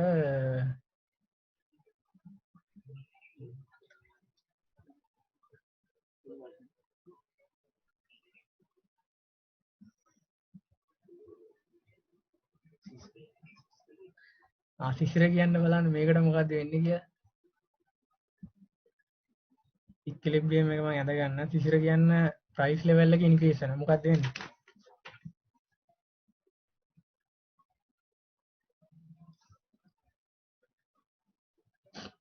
ප්‍රයිස් ලෙවල් එක ප්‍රයිස් ලෙවල් එක දැන් මෙහෙමයි. ප්‍රයිස් ලෙවල් එක කියලා කියන්නේ දැන් මෙතන වාට බලන්න වෙන්නේ මෙතන මොන කර්ව් එකකටද බලපාන්න කියන්නේ ප්‍රයිස් ලෙවල් එකක් වෙනස් වෙනකොට. දැන් ඉස්සෙල්ලා කතා කරපු විදිහට මනි ඩිමාන්ඩ් එකට නෙමෙයි මනි සප්ලයි එකට තමයි මේක බලපාන්නේ. මම කියන්න හරි මනි සප්ලයි එකට බලපාන්නේ. මට කියන්නේ කොහොමද බලපාන්නේ කියලා. දැන් අර ඉස්සෙල්ලා කතා කරපු නොමිනල් එකයි රියල් එකයි අතර තමයි මේ කතා කරන්නේ. මොකද්ද වෙන්නේ? ඒතර මෙතන බලන්න මේ බොන්ඩ් ප්‍රයිස් එක නේ. බොන්ඩ් ප්‍රයිස් එක නෑ බොන්ඩ් ප්‍රයිස් කතාවක් නෙමෙයි තියෙන්නේ. මෙතන දැන් මම කියන්න මොකද මම පැහැදිලි කරන්න මෙහෙම වෙන්නේ. දැන් මෙතන මේ තියෙන්නේ මොකක්ද? මනි සප්ලයි කර්ව් එකනේ. දැන් මේ මනි සප්ලයි කර්ව් එකේ ප්‍රයිස් එක ඉන්ක්‍රීස් වෙනවා. ප්‍රයිස් එක ඉන්ක්‍රීස් වෙනවා කියලා කියන්නේ මොකද්ද? මනි සප්ලයි එක අර වෙන වචනකින් කිව්වොත් ඩික්‍රීස් වෙන්න ඕනේ.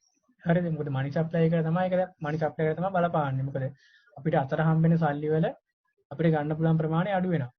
ප්‍රයිස් එක වැඩි වෙනවා. ඒකට තමයි කියන්නේ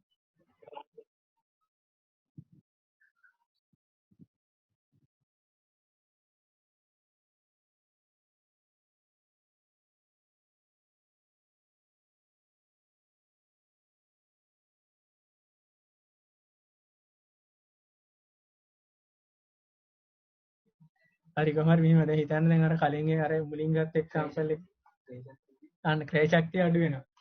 හරිද? එතකොට අර මම මුලින් කිව්ව එක්සැම්පල් එකේ විදිහට දැන් නොමිනල් එක තියෙනවා 2000කට. 2000 නෙමෙයි 1000කට තියෙනවා. එතකොට 1000කට තියෙනකොට ප්‍රයිස් ලෙවල් එක දෙකක් වෙනවා. ඒ කියන්නේ මොකද්ද?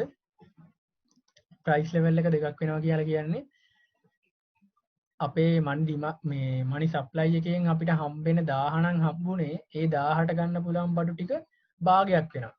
තේරුණාද? ඒ කියන්නේ මෙහෙම දෙයක්. මෙහෙම කිව්වොත්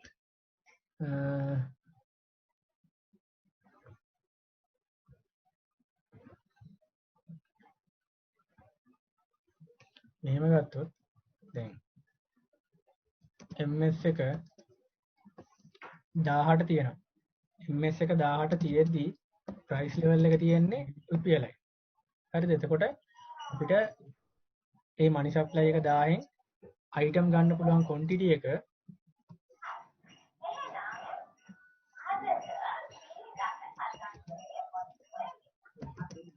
ක්වොන්ටිටි එක 1000ක් තියෙනවා. හරිද? මොකද මනි සප්ලයි එක 1000යි ක්වොන්ටිටි එක ප්‍රයිස් එක රුපියලයි. ඒ වගේම ක්වොන්ටිටි 1000ක් ගන්න පුළුවන් එකෙන්. ඒ වගේම මනි සප්ලයි එක වෙනස් වෙන්නේ නැහැ. මනි සප්ලයි එක 1000ටම තියෙනවා. හැබැයි P කියන එක ඉන්ක්‍රීස් වෙනවා 2ට. එතකොට Q කියන එක කීයද?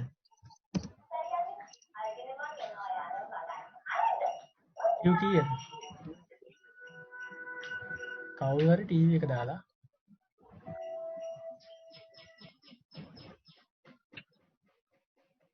Q කියන එක කීයද?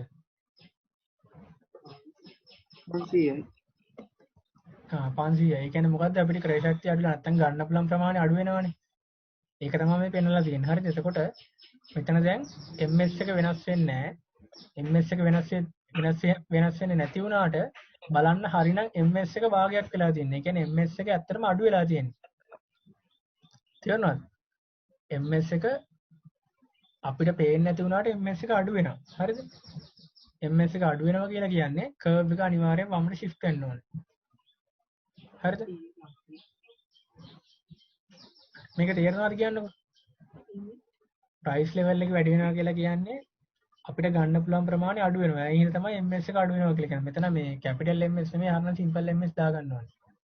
සිම්පල් MS කියලා කියන්නේ රියල් මනි සප්ලයි එක. මෙතන දාගන්න රියල් මනි සප්ලයි කියලා. රියල් මනි සප්ලයි කර්ව් එක අඩු වෙනවා. ඒක තේරෙනවද? එතකොට කස්සුන ඔය MS කියලා තියෙන රියල් මනි සප්ලයි කර්ව් එකද?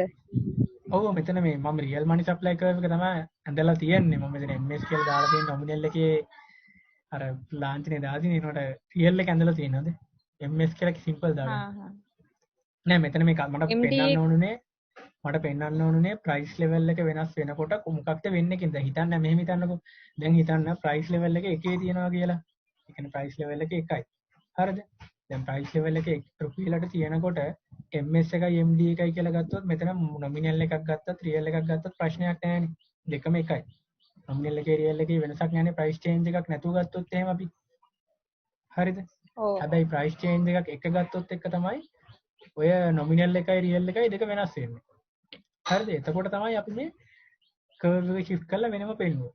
දැන් මට මේ මෙතන පෙන්වන්න ඕන වෙලා තියෙන්නේ ප්‍රයිස් ලෙවල් එක වෙනස් වුණොත් මොකක්ද මේ MS කර්ව් එකට වෙන්නේ කියන එක විතරයි. හරිද? මොකද ප්‍රයිස් ලෙවල් එක චේන්ජ් වුණාම MD කර්ව් එකේ මුකුත් වෙනසක් වෙන්නේ නැහැ. තේරුණාද? වෙනසක් වෙන්න බෑ. මොකද වෙනසක් වෙන්නේ නැත්තේ අපේ MD කර්ව් එකට බලපාන්නේ මොනවද? ඉන්ට්‍රස්ට් එකයි ඉන්කම් එකයි. ඒතර එතන ප්‍රශ්නයක් වෙන්නේ නැහැනේ. තේරුණාද? MS කර්ව් එකෙත් quantity එක පැත්තෙන් බැලුවා නම් හරිනේ. ඔව් අන්න හරි quantity එක පැත්තෙන් බැලුවා නම් හරි. මට එතන මේක දාන්න අමතක වුණා. මම ඒක පස්සේ පෙන්නුවේ quantity එක පැත්තෙන් බැලුවා නම් හරි. ක්‍රය ශක්තිය අඩු වෙනවා කියලා මතක තියාගත්තා නම් හරි. හරි තේරුණා. හරි එහෙනම් අනිත් අය ප්‍රශ්නයක් නැද්ද?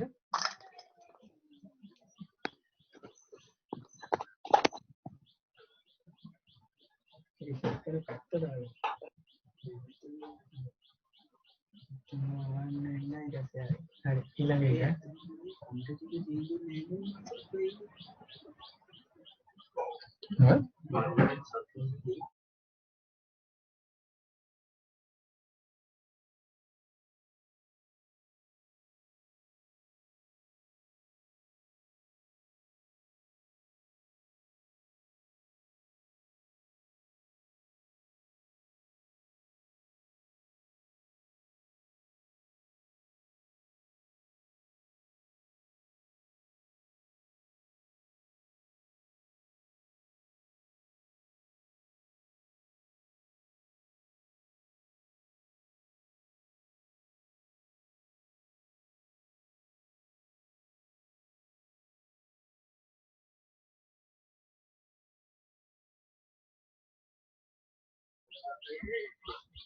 හරි ඊළඟට LM කර්ව් එක ඩිරයිව් කරමු.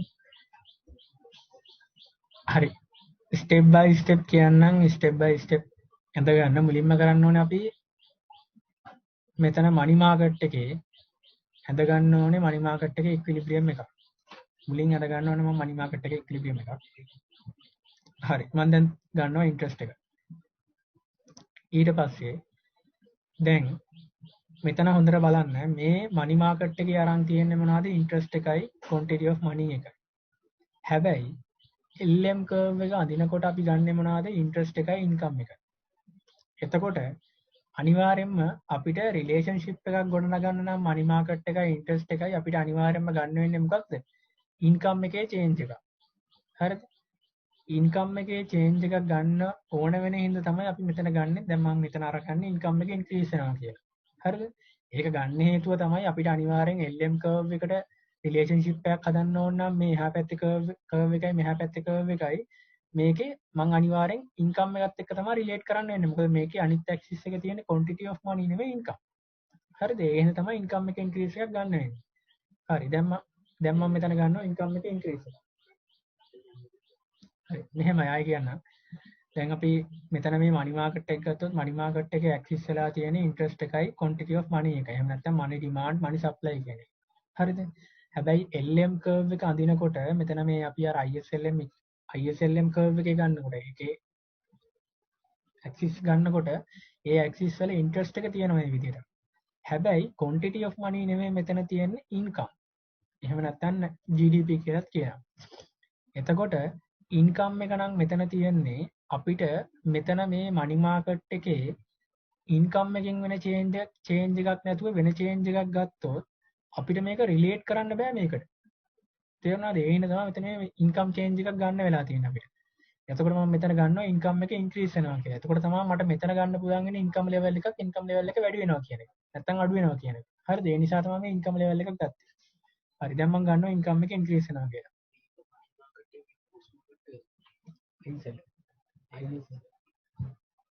හරි. මට දැන් කියන්න ඉන්කම් එක ඉන්ක්‍රීස් වෙනකොට මොන කර්ව් එකද වෙනස් වෙන්නේ මොන පැත්තටද වෙනස් වෙන්නේ කියලා.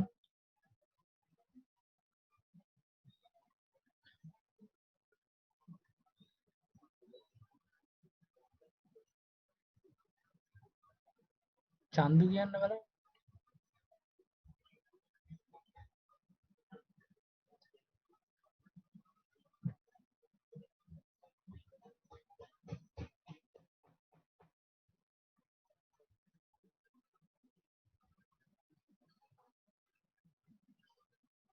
හරි කවුරුරි කියන්නේ මොකක්ද මේ ඉන්කම් එක ඉන්ක්‍රීස් වෙනකොට මොන කර්ව් එකද වෙනස් වෙන්නේ?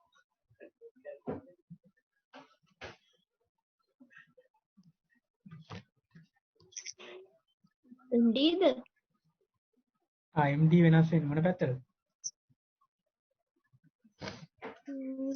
දකුණට. හරි දකුණට. හරි MD කර්ව් එක දකුණට යනවා. MD කර්ව් එක දකුණට යනවා කියලා කියන්නේ ඉන්ට්‍රස්ට් රේට් එක වැඩි වෙනවා. හරි. දැන් අපි මොකද්ද කරන්නේ?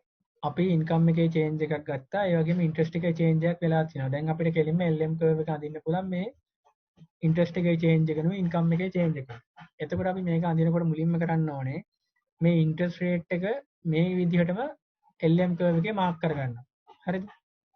පළවෙනි පියවර LM කර්ව් එකේ එක. හරි. ඔන්න දැන් මම මාක් කරගන්නවා I1 කියන එක LM කර්ව් එකේ. ඊට පස්සේ දෙවෙනි එක I2 කියන එක මාක් කරගන්නවා LM කර්ව් එකේ. ඊට පස්සේ මොකද්ද කරන්නේ? මෙතන MD1 කියලා දීලා තියෙන්නේ මම Y1 වලදී. නැත්තම් ඉන්කම් එක චේන්ජ් වෙන්න කලින්. එතකොට ඒක මාක් කරගන්නවා මේ මුලින්ම මේ පැත්තේ. එතකොට Y1 එක මාක් කරගත්තා. හරිද? Y1 එක මාක් කරගත්තට පස්සේ මම කරන්නේ මෙතන I1 කියන එකයි Y1 කියන එකයි යා කරලා ක්‍රොස් පොයින්ට් එක ගන්නවා. නැත්තම් එතන මොකද්ද අර කැපෙන තැන ගන්නවා. හරි. හරි. ඔන්න දැන් කැපෙන තැන ගත්තා. දැන් I2 එක ගත්තා. ඒ වගේම MD2 කියලා කියන්නේ Y2 එක. ඒ කියන්නේ ඉන්කම් එක ඉන්ක්‍රීස් වෙලා තියෙන්නේ. ඒතර Y2 එකත් මාක් කරගන්නවා මේ හරිය. ඊට පස්සේ මොකද්ද කරන්නේ? ඒ දෙකත් කැපෙන තැන ගන්නවා. හරි. එතකොට මේක තමයි දෙවෙනි පොයින්ට් එක. දැන් LM කර්ව් එක අඳිනවා කියලා කියන්නේ මේ දෙක යා කරනවා.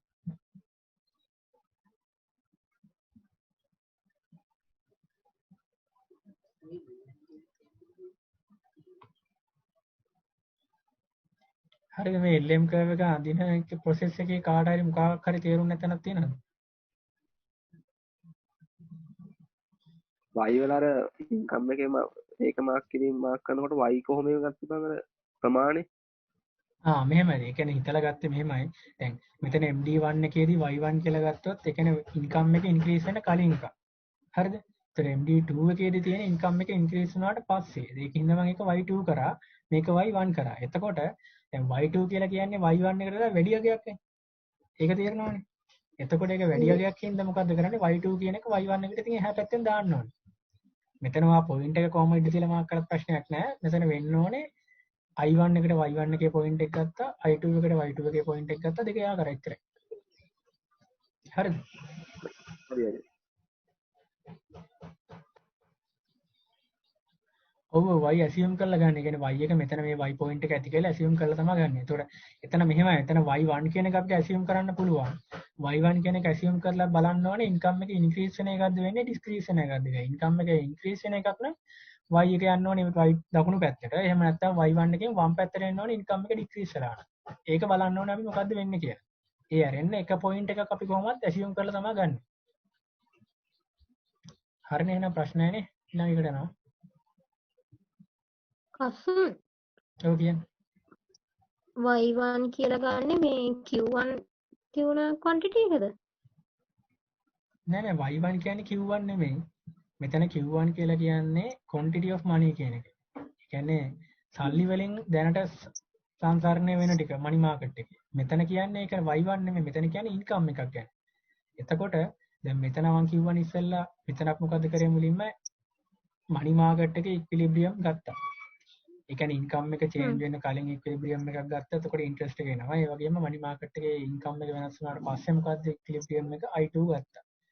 ඊට පස්සේ මොකද කරන්නේ මේ i1 එකයි i2 එකයි අර LM curve එක අඳුරට ISLM model එකේ i1 එකයි i2 එකයි මාක් කරගන්න ඕනේ. ඒතර i1 එකයි i2 එකයි මාක් කරගත්තට පස්සේ අපිට මේ y1 කියන එක assume කරලා ඕන තැනකින් දාගන්න පුළුවන් මේ curve එකේ.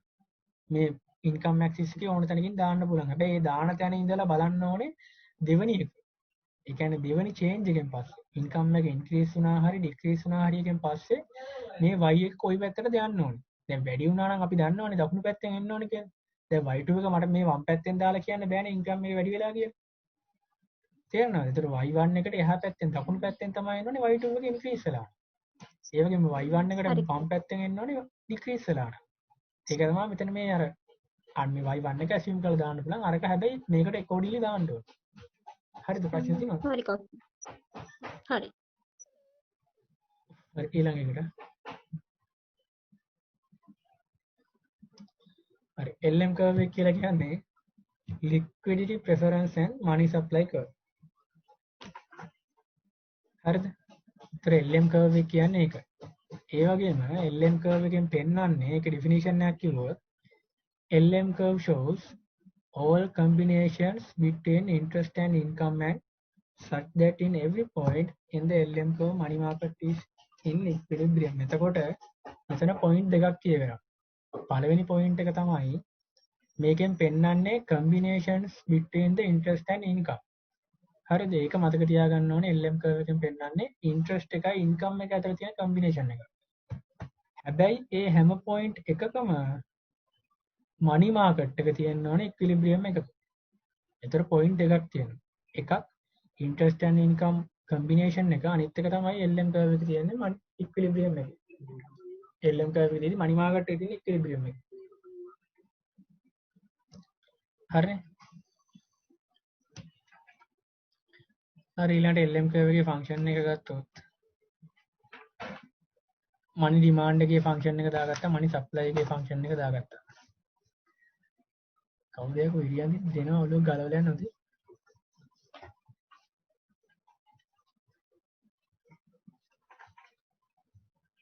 හරි. දැන් මෙතන LM curve එක කියන්නේ මොකද්ද කියලා මම කලින් කිව්වා.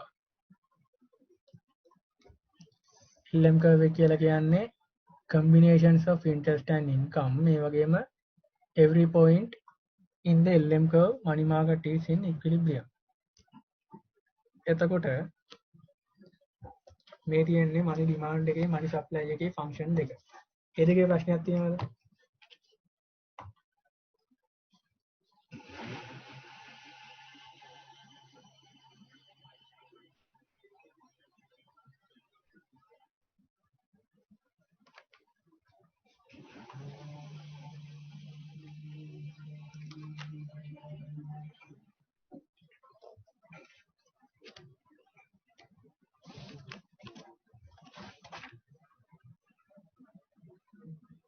හරිද? ඒක ප්‍රශ්නයක් නැහැ නේද?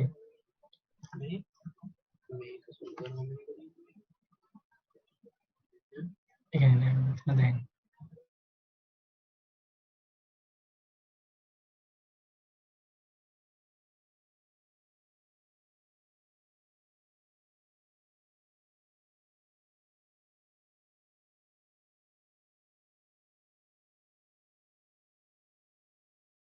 ඔහොම විනාඩියක් දෙන්න.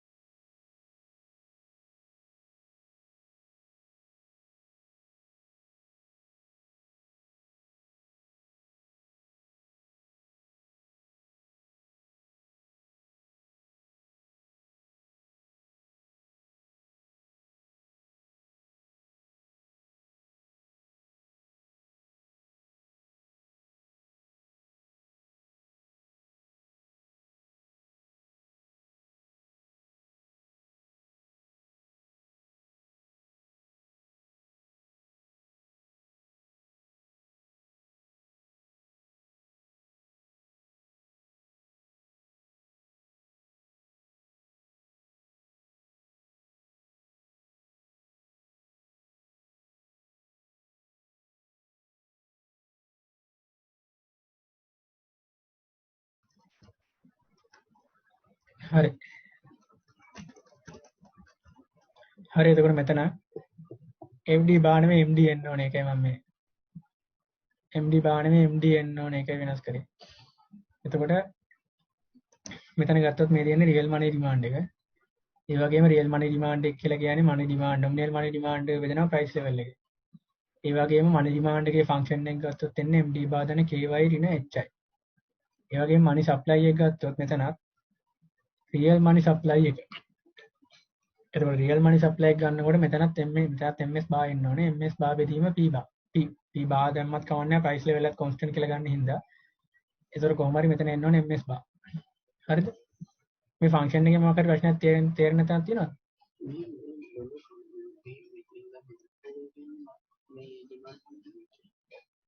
ඔව් ඔව්.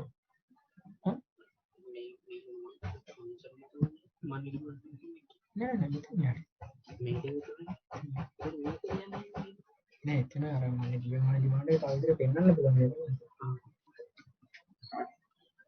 ක්‍රම ඕල්ටර්නේටිව්. අර එතකොට මෙතන මේ මුලින්ම කියලා තියෙන්නේ මෙතන අපි අරන් තියෙන රියල් මනි ඩිමාන්ඩ් එක. හරියද? මෙතන මේ රියල් මනි ඩිමාන්ඩ් එක පෙන්නලා තියෙන්නේ රියල් මනි ඩිමාන්ඩ් එක ගත්තොත් ඒතර රියල් මනි ඩිමාන්ඩ් එක කියන එක අපිට කියන්න පුළුවන් නොමිනල් මනි ඩිමාන්ඩ් එක ප්‍රයිස් ලෙවල් එකෙන් බෙදලා. ඒක තමයි මේ දෙවෙනියට පෙන්නලා තියෙන්නේ. ඊට පස්සේ තුන්වෙනියට මේ පෙන්නලා තියෙන්නේ මනි ඩිමාන්ඩ් එකේ ෆන්ක්ෂන් එක. අපි ඒක කලින් හදාගත්ත එක. මේ තියෙන ඔටෝනමස් මනි ඩිමාන්ඩ් එක. ඊට පස්සේ මේ තියෙන්නේ K+KY එක. එහෙමත් නැත්නම් අර ට්‍රාන්සැක්ෂනල් පර්පස් එකයි ප්‍රිකෝෂන්ස් පර්පස් එකයි එක තියෙන මනි ඩිමාන්ඩ් එකේ සම්බන්ධය ඒ වගේම HI කියලා කියන්නේ අර අනිත් එක. ඒ වගේම මෙතන MS ගත්තොත් MS එක අපි කිව්වා කොන්ස්ටන්ට් කියලා. මොකද සෙන්ට්‍රල් බැංක් එකෙන් නැත්නම් මොනිටරි ඔතොරිටි එකෙන් ඩිසයිඩ් කරන නිසා එතකොට MS එක ගන්න පුළුවන්. මෙතනත් MS බා වෙන්න ඕනේ. MS බා බෙදීම P බා. P බා හරි P තමයි තමන්න. හරි ඊළඟට අපි මේ දෙක මොකද්ද කරන්නේ LM කර්ව් එක කියලා කියන්නේ මොකද්ද මේ මනි මාකට් එකයි මනි සප්ලයි එකයි මනි මාකට් එකේ මනි මාකට් එකේ මනි සප්ලයි එකේ මනි ඩිමාන්ඩ් එකේ මොනවා වෙන තැනද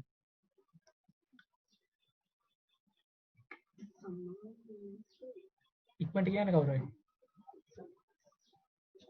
ඉස්සෙල්ලා අර ඩෙෆිනිෂන් එකෙත් කිව්වා මනි මාකට් එකේ මනි සප්ලයි එකයි මනි ඩිමාන්ඩ් එකේ මොනවා වෙන තැනද කවුරුත් නැද්ද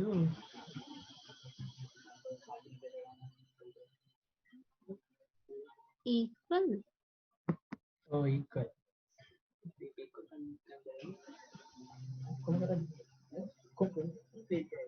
ඔක්කොම හරිද ඊට පස්සේ හරි equal වෙනවා. ඒතකොට equal වෙනවා කියලා කියන්නේ මනි සප්ලයි එකයි මනි ඩිමාන්ඩ් එකයි equal වෙන්න ඕනේ. ඊළඟට මනි ඩිමාන්ඩ් එකයි මනි සප්ලයි එකයි කියන එක අපි ෆන්ක්ෂන් එක ලියාගත්තොත් රියල් මනි ඩිමාන්ඩ් මනි සප්ලයි කියන එක අපිට මෙහෙම ලියන්න පුළුවන්. ඒ වගේම මනි ඩිමාන්ඩ් එක මෙහෙම ලියන්න පුළුවන්. මෙතන මේ ෆන්ක්ෂන් එක ලියවිලි කාටවත් ප්‍රශ්නයක් නැහැ නේද? මේ මෙතන හදලා තියෙන මෙතන නැති වැරද්ද.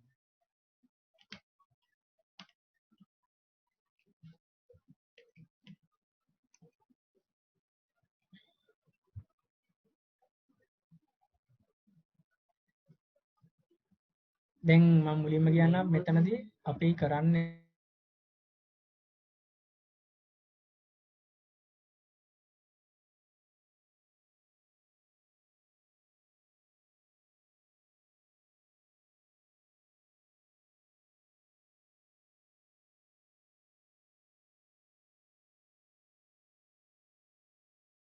හරිද? එතකොට මෙතන දැන් අපි මුලින්ම කරන්නේ මේකයි i එක තනි කරගන්න. හරිද? i එක තනි කරගන්න එක තමයි අපි දැන් මේක කරන්නේ. අපි කරන්න ඕනේ i එක තනි කරගන්න එක. එතකොට i එක තනි කරගන්නකොට දැන් අපි බැලුවාම මේ පැත්තේ තියෙනවා රියල් මනි සප්ලයි එක, මේ පැත්තේ තියෙනවා රියල් මනි ඩිමාන්ඩ් එක. දැන් ඊළඟ පියවරට ගියොත් මොකද්ද කරන්නේ? මේ hi කියන එක අපි අරන් එනවා එහා පැත්තට. සමාන ලකුණෙන් එහා පැත්තට. එතකොට ඒක ධන වෙනවා. ඒ වගේම මේ ms බා බෙදීම p කියන එක අපි අරන් එනවා සමාන ලකුණෙන් මෙහා පැත්තට. එතකොට මේක ධන තියෙන හින්දා ආයේ මේකත් ඍණ වෙනවා. හරිද? මේක අරන් යනවා මේ පැත්තට. මේක එනවා මේ පැත්තට. හරිද? හරි.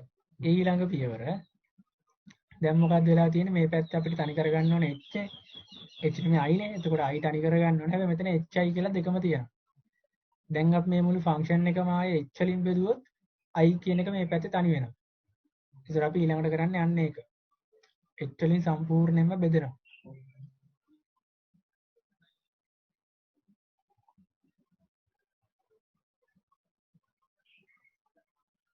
එතකොට h වලින් බෙදුවොත් මොකද වෙන්නේ? මේ h එකට මේ h එක කැපෙනවා. අනිත් ඒවා ඉතුරු වෙනවා ටික ඒ විදිහටම ඉතුරු වෙනවා.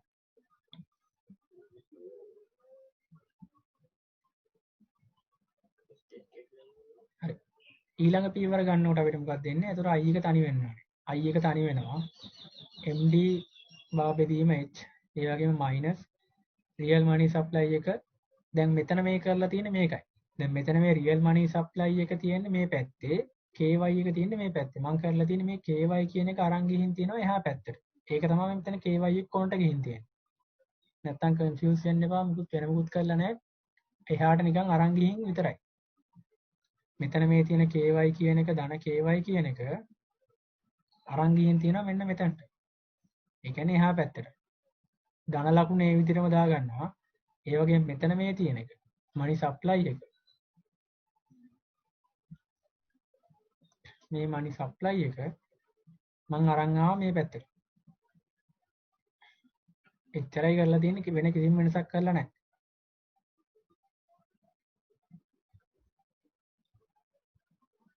හරි. එතකොට මොකද්ද වෙන්නේ? md බා බෙදීම h minus ms බා බෙදීම hp plus ky බෙදීම h. එතකොට මේක තමයි අපේ ෆන්ක්ෂන් එක. මේක තමයි අපි සුළු කරාම ඉන්නේ. මේක අපිට ලියා ගන්න පුළුවන් මෙන්න මේ විදිහට. මෙතන මේ md කියන එකයි md බා බෙදීම h කියන එකයි ඊට පස්සේ minus ms බා බෙදීම hp කියන එකයි මේ දෙක අපිට ගන්න පුළුවන් ඉන්ටර්සෙප්ට් එකේ තියෙන ඒවා විදිහට. lm curve එකේ ඉන්ටර්සෙප්ට් එකේ තියෙන මේ දෙක. ඒතර lm curve එකේ ස්ලෝප් එක ඩිසයිඩ් වෙන්නේ මෙන්න මේ දෙකෙන්. තේරුණාද? ඒතර මේ තියෙන ඉන්ටර්සෙප්ට් එක මේ තියෙන ස්ලෝප් එක.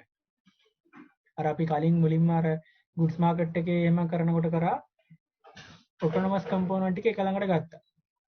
හරිද? autonomous component ටික එක ළඟට ගත්ත එක තමයි මෙතනත් මේ කරලා තියෙන්නේ. හරි මේ ෆන්ක්ෂන් එක ගත්ත විදිහේ කාට හරි මොකක් හරි ප්‍රශ්නයක් තියෙනවා නම් අහන්න ඉක්මනට. එතන p තියෙනවා. ඒ p එකටම ආයෙත් තියෙනවා.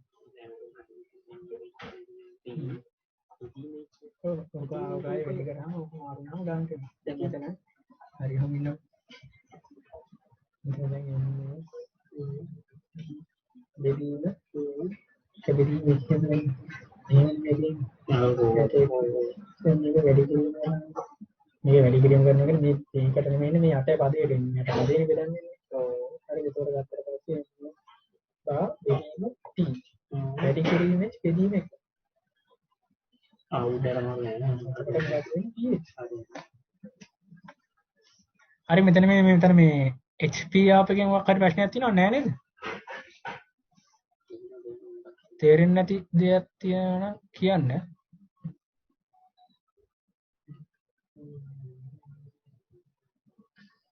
නැත්තම් අඩුම ගානේ තේරුණා කියලා කියන්නකෝ. තේරුණා. හරි. කියන්න. තේරුණා. ඔය මනි සප්ලයි එකයි මනි ඩිමාන්ඩ් එකයි ඉක්වලා මේ අයිම උක්ත කරන්න හේතුව අයි මුක්ත කරන්න හේතුව තමයි දැන් LM කර්ව් එකේ මොකද්ද තියෙන්නේ? LM කර්ව් එක කියන්නේ ඉන්ට්‍රස්ට් එකයි ඉන්කම් එක අතර තියෙන රිලේෂන්ෂිප් එකක් පෙන්වන්නේ. ඒතර මේක අපි මේ ෆන්ක්ෂන් එක හදලා තියෙන්නේ i කියන එක උක්ත කරලා y කියන එක අනිත් පැත්තට අරගෙන තියෙන්නේ. i එකේ y එකේ ෆන්ක්ෂන් එකක් විදිහට පෙන්වලා තියෙන ඒතර පේනවද? හරි හරි LM කර්ව් එක අඳින අර කර්ව් එකේ විදිහට අපි ෆන්ක්ෂන් එක හදා ගන්න ඕනේ. ඒතකොට ඒකයි මේ කරලා තියෙන්නේ. is එකේ කරෙත් ඕකම තමයි. හරිද ප්‍රශ්න හරි හරි හරි ඊළඟ එකට එන යන්න. ඉතින්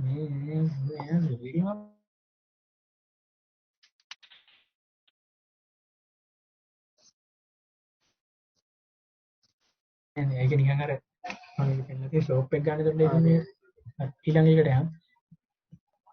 ඊළඟ එකේ තියෙන ස්ලෝප් එක අනේ LM කර්ව් එක shift වෙන එක.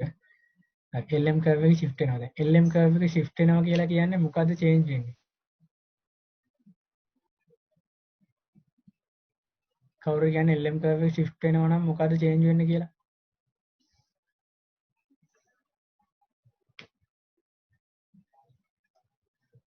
කියන්න.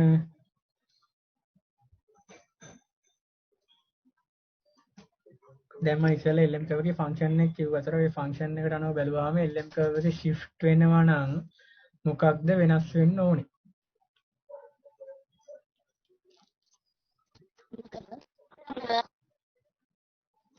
පැහැදිලිද? ඉන්ටර්සෙප්ට් එකද? අන්න හරි ඉන්ටර්සෙප්ට් එක වෙනස් වෙනවා. ඉන්ටර්සෙප්ට් එකේ මොනවද තියෙන්නේ?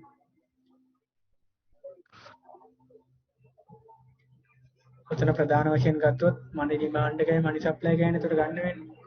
ඔටෝනමස් මනි ඩිමාන්ඩ් එකයි මනි සප්ලයි එක. ඒ රියල් මනි ඩිමාන්ඩ් එකයි රියල් මනි සප්ලයි එකයි වගේ කතාවක් තමයි ඔතන තියෙන්නේ. එතකොට ඒක ගත්තට පස්සේ LM කර්ව් එක shift වෙන්න පුළුවන් කැමති පැත්තකට. ඒ වගේම මෙතන මේ මම පෙන්නලා තියෙන ස්පෙෂලි LM කර්ව් එක නෙගටිව් වෙන්නත් පුළුවන් කියලා. කියන්නේ නෙගටිව් ඉන්ටර්සෙප්ට් එකකින් පටන් ගන්නත් පුළුවන්. හරිද? ඒක නෙගටිව් එකකින් පටන් ගන්න හේතුව තමයි මෙතන මේ MS කියන එක. මෙතන තියෙන මයිනස් කියලා. එතකොට මෙන්න මේක වැඩි වුණොත් මේකේ මේ ඉන්ටර්සෙප්ට් එක නෙගටිව් වෙන්නත් පුළුවන්. මම මෙතන shift කියන එකත් එක්කම මේකත් පෙන්නුවේ. එතකොට එකපාර ලේසියින්ද. එතකොට LM curve එකේ intercept එක can be negative magnitude of the මෙතන මේ intercept එකේ තියෙන එක හින්දා. ඒක තේරෙනවද? එතකොට ඒක ප්‍රශ්නයක් නැද්ද? ඒක වෙනස් වෙන්නේ නැහැ කියන එක තේරෙනවද? ඔව් තේරුණා. හරි එතකොට ඊළඟ එකට ගියොත් හරියම ප්‍රශ්නයක් නැහැ නේද? ඊළඟට යනවා.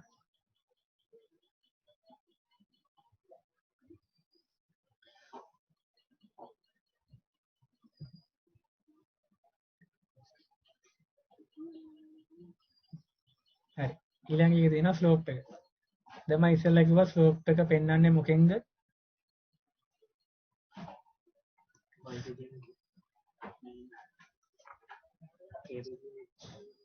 k බෙදීම h එක. k බෙදීම h එක. ඒතර මේක තමයි ස්ලෝප් එක කියලා කියන්නේ. එතකොට මේ ස්ලෝප් එක අනුව අපිට කියන්න පුළුවන් දෙකක්. ඒ කියන්නේ LM curve එක ස්ටීප් වෙනවද නැත්නම් ෆ්ලැටර් වෙනවද කියලා අපිට කියන්න පුළුවන් k එකෙන්. දැන් k එක ගත්තොත් k එක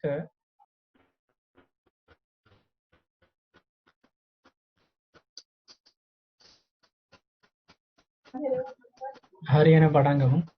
මෙතන අපි කතා කරන්නේ ඔන්න slope of the LM curve. slope of the LM curve කියවා මම ඉස්සලා කලින් ෆන්ක්ෂන් එක කියලාදී පැහැදිලි කරා slope එක වෙන්නේ මොකක්ද? k බෙදීම h ඒ වගේම y. මේක තමයි slope එක විදිහට අපිට ගන්න වෙන්නේ LM curve එකේ. එතකොට මේ LM curve එකේ මේ slope එකෙන් අපිට කියන්න පුළුවන් මේ LM curve එක flatter වෙනවද නැත්නම් steep වෙනවද කියලා. එතකොට මෙතන මේ k කියන එක වැඩි වුණොත් k කියන්නේ උඩ තියෙන එක. එතකොට k කියන එක වැඩි වුණොත් LM curve එක steeper වෙනවා. හැබැයි ඒකට කන්ඩිෂන් එකක් තියෙනවා. ඉකොනොමි එක වැඩියෙන් සෙන්සිටිව් වෙන්න ඕනේ ඉන්කම් එකට. හරිද? ඒ කියන්නේ දැන් K කියන එක වැඩි වෙනවා වගේම ඉකොනොමි එකේ සෙන්සිටිවිටි එක වැඩි වෙන්න ඕනේ ඉන්කම් එක පැත්තට. ඊළඟ අනිත් පැත්තට ගත්තොත් H කියන එකට H කියලා කියන්නේ H එක ඉන්ක්‍රීස් වෙනකොට LM කර්ව් එක ෆ්ලැටර් වෙනවා. හැබැයි ඉකොනොමි එක ගොඩක් සෙන්සිටිව් වෙන්න ඕනේ රේට් ඔෆ් ඉන්ට්‍රස්ට් එකට. ඉන්කම් එකට නෙමෙයි. එතකොට මොකද K කියලා කියන්නේ sensitivity of income, H කියලා කියන්නේ sensitivity of interest. එතකොට මේ දෙකට තියෙන sensitivity එක වැඩි වෙන්න මේ curve එකේ steep flatter කියන එක decide වෙනවා. හරිද? එතකොට මේක නිකන් overall idea එකක් තියෙනවද? තේරුණාද?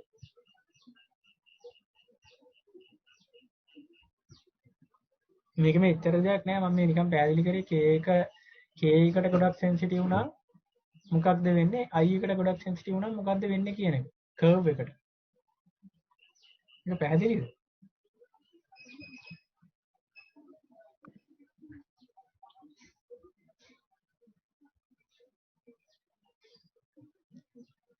නිශ්ශබ්දතාවයෙන් පෙනී යන්නේ පැහැදිලි කියලා.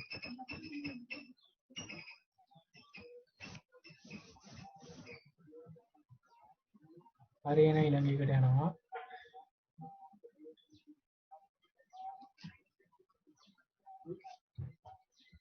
හරි ඊළඟට තියෙනවා money supply එක increase වෙනකොට මොකක්ද වෙන්නේ කියලා LM curve එකට. හරි money supply එක increase වෙනවා. හරි දැන් LM curve එක ඇඳා point එකක් mark කරගත්තා. හරි දැන් මට කියන්නේ එක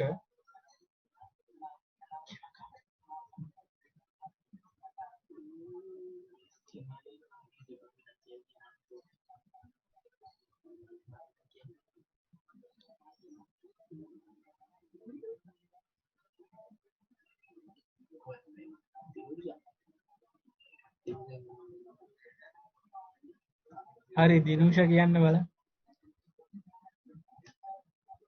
money supply එක increase වෙනකොට LM curve එකේ මොකක්ද වෙන්නේ?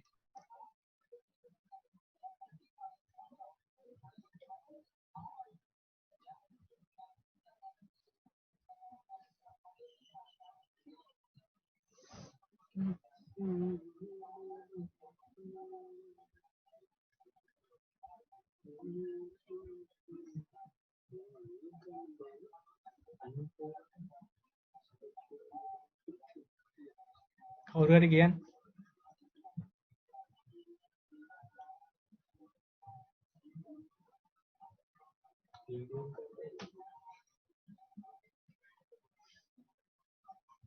කවුරුවත් නැද්ද?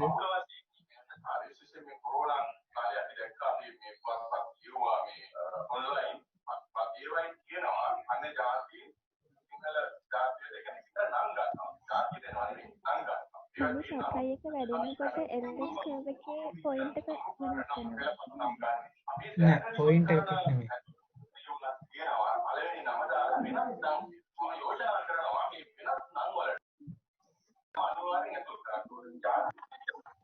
දිවසුත් යනවා යස.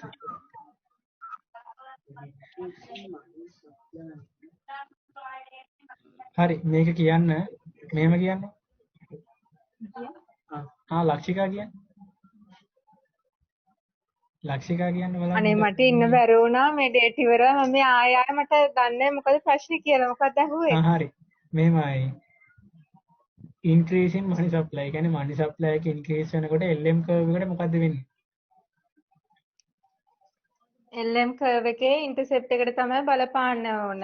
මොකෝ intercept එකේනේ MS බැඳීම අන්න හරි. මොකද්ද HP කියලා තියෙන්නේ. නේ money supply එක increase වෙනවා කියලා කියන්නේ left වලට යන්න ඕන. අන්න හරි. මොකද left වලට යන්න ඕන. අන්න හරි minus MS තියෙන හින්දා අඩු වෙන්න ඕන. ඒක තමයි වෙන්නේ. හරිද? හරි. මේ තියෙන්නේ ඒක වෙලා. හරිද? එතකොට වෙලා තියෙන්නේ මොකක්ද? interest rate එක වෙනස් නොවි අපි අපේ income එක ඉන්කම් එකත් මේක වෙනස් වෙලා තියෙනවා. ඒ කියන්නේ ඉන්ට්‍රස්ට් රේට් එක වෙනස් වෙලා නැහැ හැබැයි. හරිද? ඒතර ඒ නිසා තමයි එකම ඉන්ට්‍රස්ට් රේට් එකෙන් මනි සප්ලයි මේ LM කර්ව් එක වෙනස් වෙලා තියෙන්නේ. එතකොට මේ කර්ව් එක මේ විදිහටම එනවා ආයිත් තාම මොකටද දෙන්නේ? ඒ කියන්නේ මේ විදිහටම ඉෆෙක්ට් එකක් පෙන්න තව දෙයක් තියෙනවා. දැන් මෙතන කියලා තියෙන්නේ මනි සප්ලයි එක ඉන්ක්‍රීස් වෙනකොට ඒ වගේම තව දෙයක් තියෙනවා මේ විදිහම ඉෆෙක්ට් එකක් තමයි වෙන්නේ. එහෙම වෙන්නේ මොකක් වෙනස් වුණොත්? රියල් මනි ඩිමාන්ඩ් එක ඩික්‍රීස් වෙන්න ඕන නේද? නෑ. මනි ඩිමාන්ඩ් එකට සම්බන්ධ එකක් නෑ. මනි සප්ලයි එකටම සම්බන්ධයක්.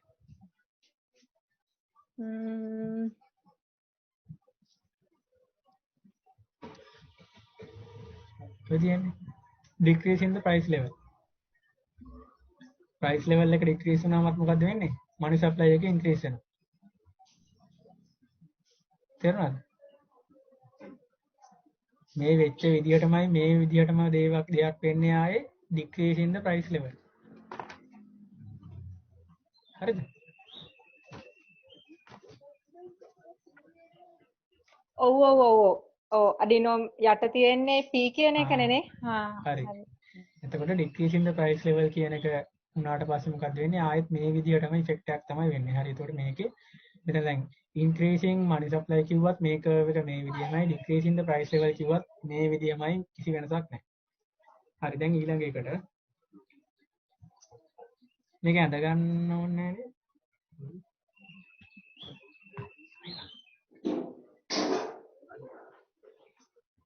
හරි. ඊළඟ එකට යනවා. හරි. ඊළඟ එකේ තියෙන්නේ decrease in the money supply. හරි.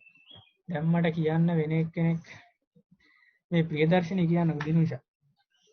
මොකද්ද වෙන්නේ money supply එක decrease වුණොත්?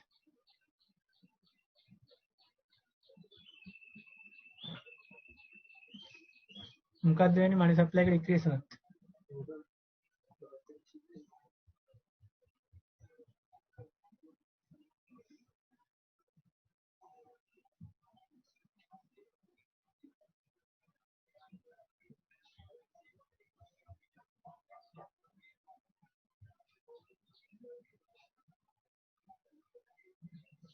හරි ඒක ඉමාලි කියන්න බලන්න.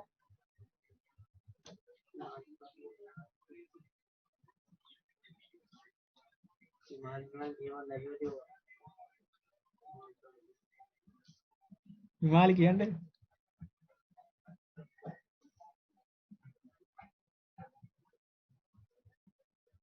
නැත්තම් තුෂාර කියන්නේ තුෂාර.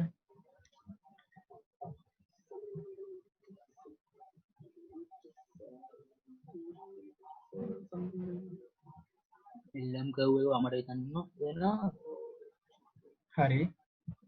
LM curve එක වමට යනවා. වමට යනවා කියලා කියන්නේ උඩ අතට යන්න ඕනේ. මොකද එතකොට decrease in the money supply වුණාට පස්සේ අර denominator එක මේ intercept එක වැළුවට පස්සේ අපිට ඒක පේනවා intercept එක plus අගේ වැඩි වෙනවා minus අගේ අඩු වෙන හින්දා.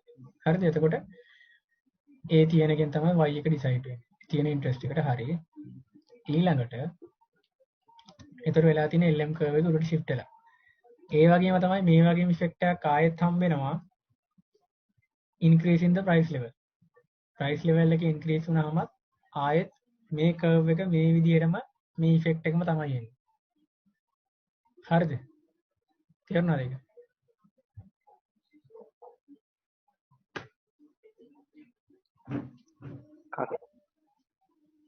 හරි. කසුන් ඔව් කියන්න. මේ ඒ චුට්ට පොඩ්ඩක් ආයෙත් කියනකො ඒක මොකද පැහැදිලුන්නේ නැහැ. හරි. ඒක මොන කැලේද වැදිනු නැද්ද? ඔව් මුල් කෑල්ල කියනවා. හරි. මේකේ මතකද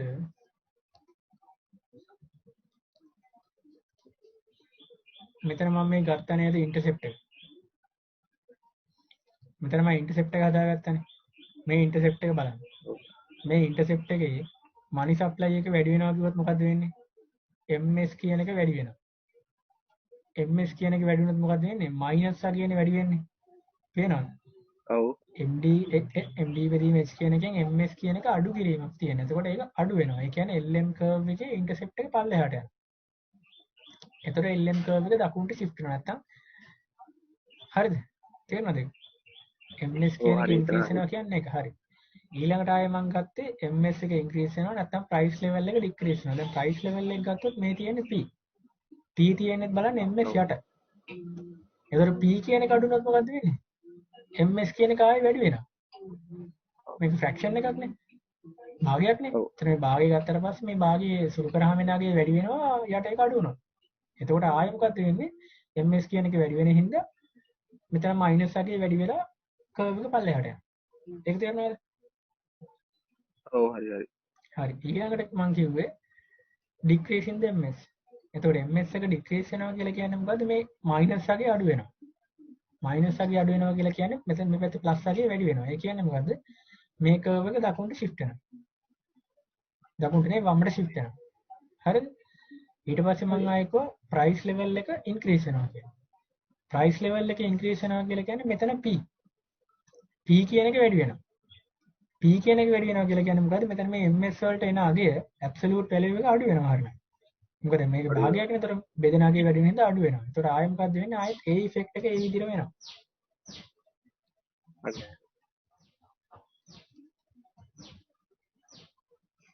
හරිද? එතකොට ඒක තේරුණාද? ප්‍රශ්නයක් නැද්ද කාට? ඔව් දැන් හරි. හරි. එහෙනම් ඉතින් පොඩ්ඩක් ඉවරයි. ඒක නෝ භාගය.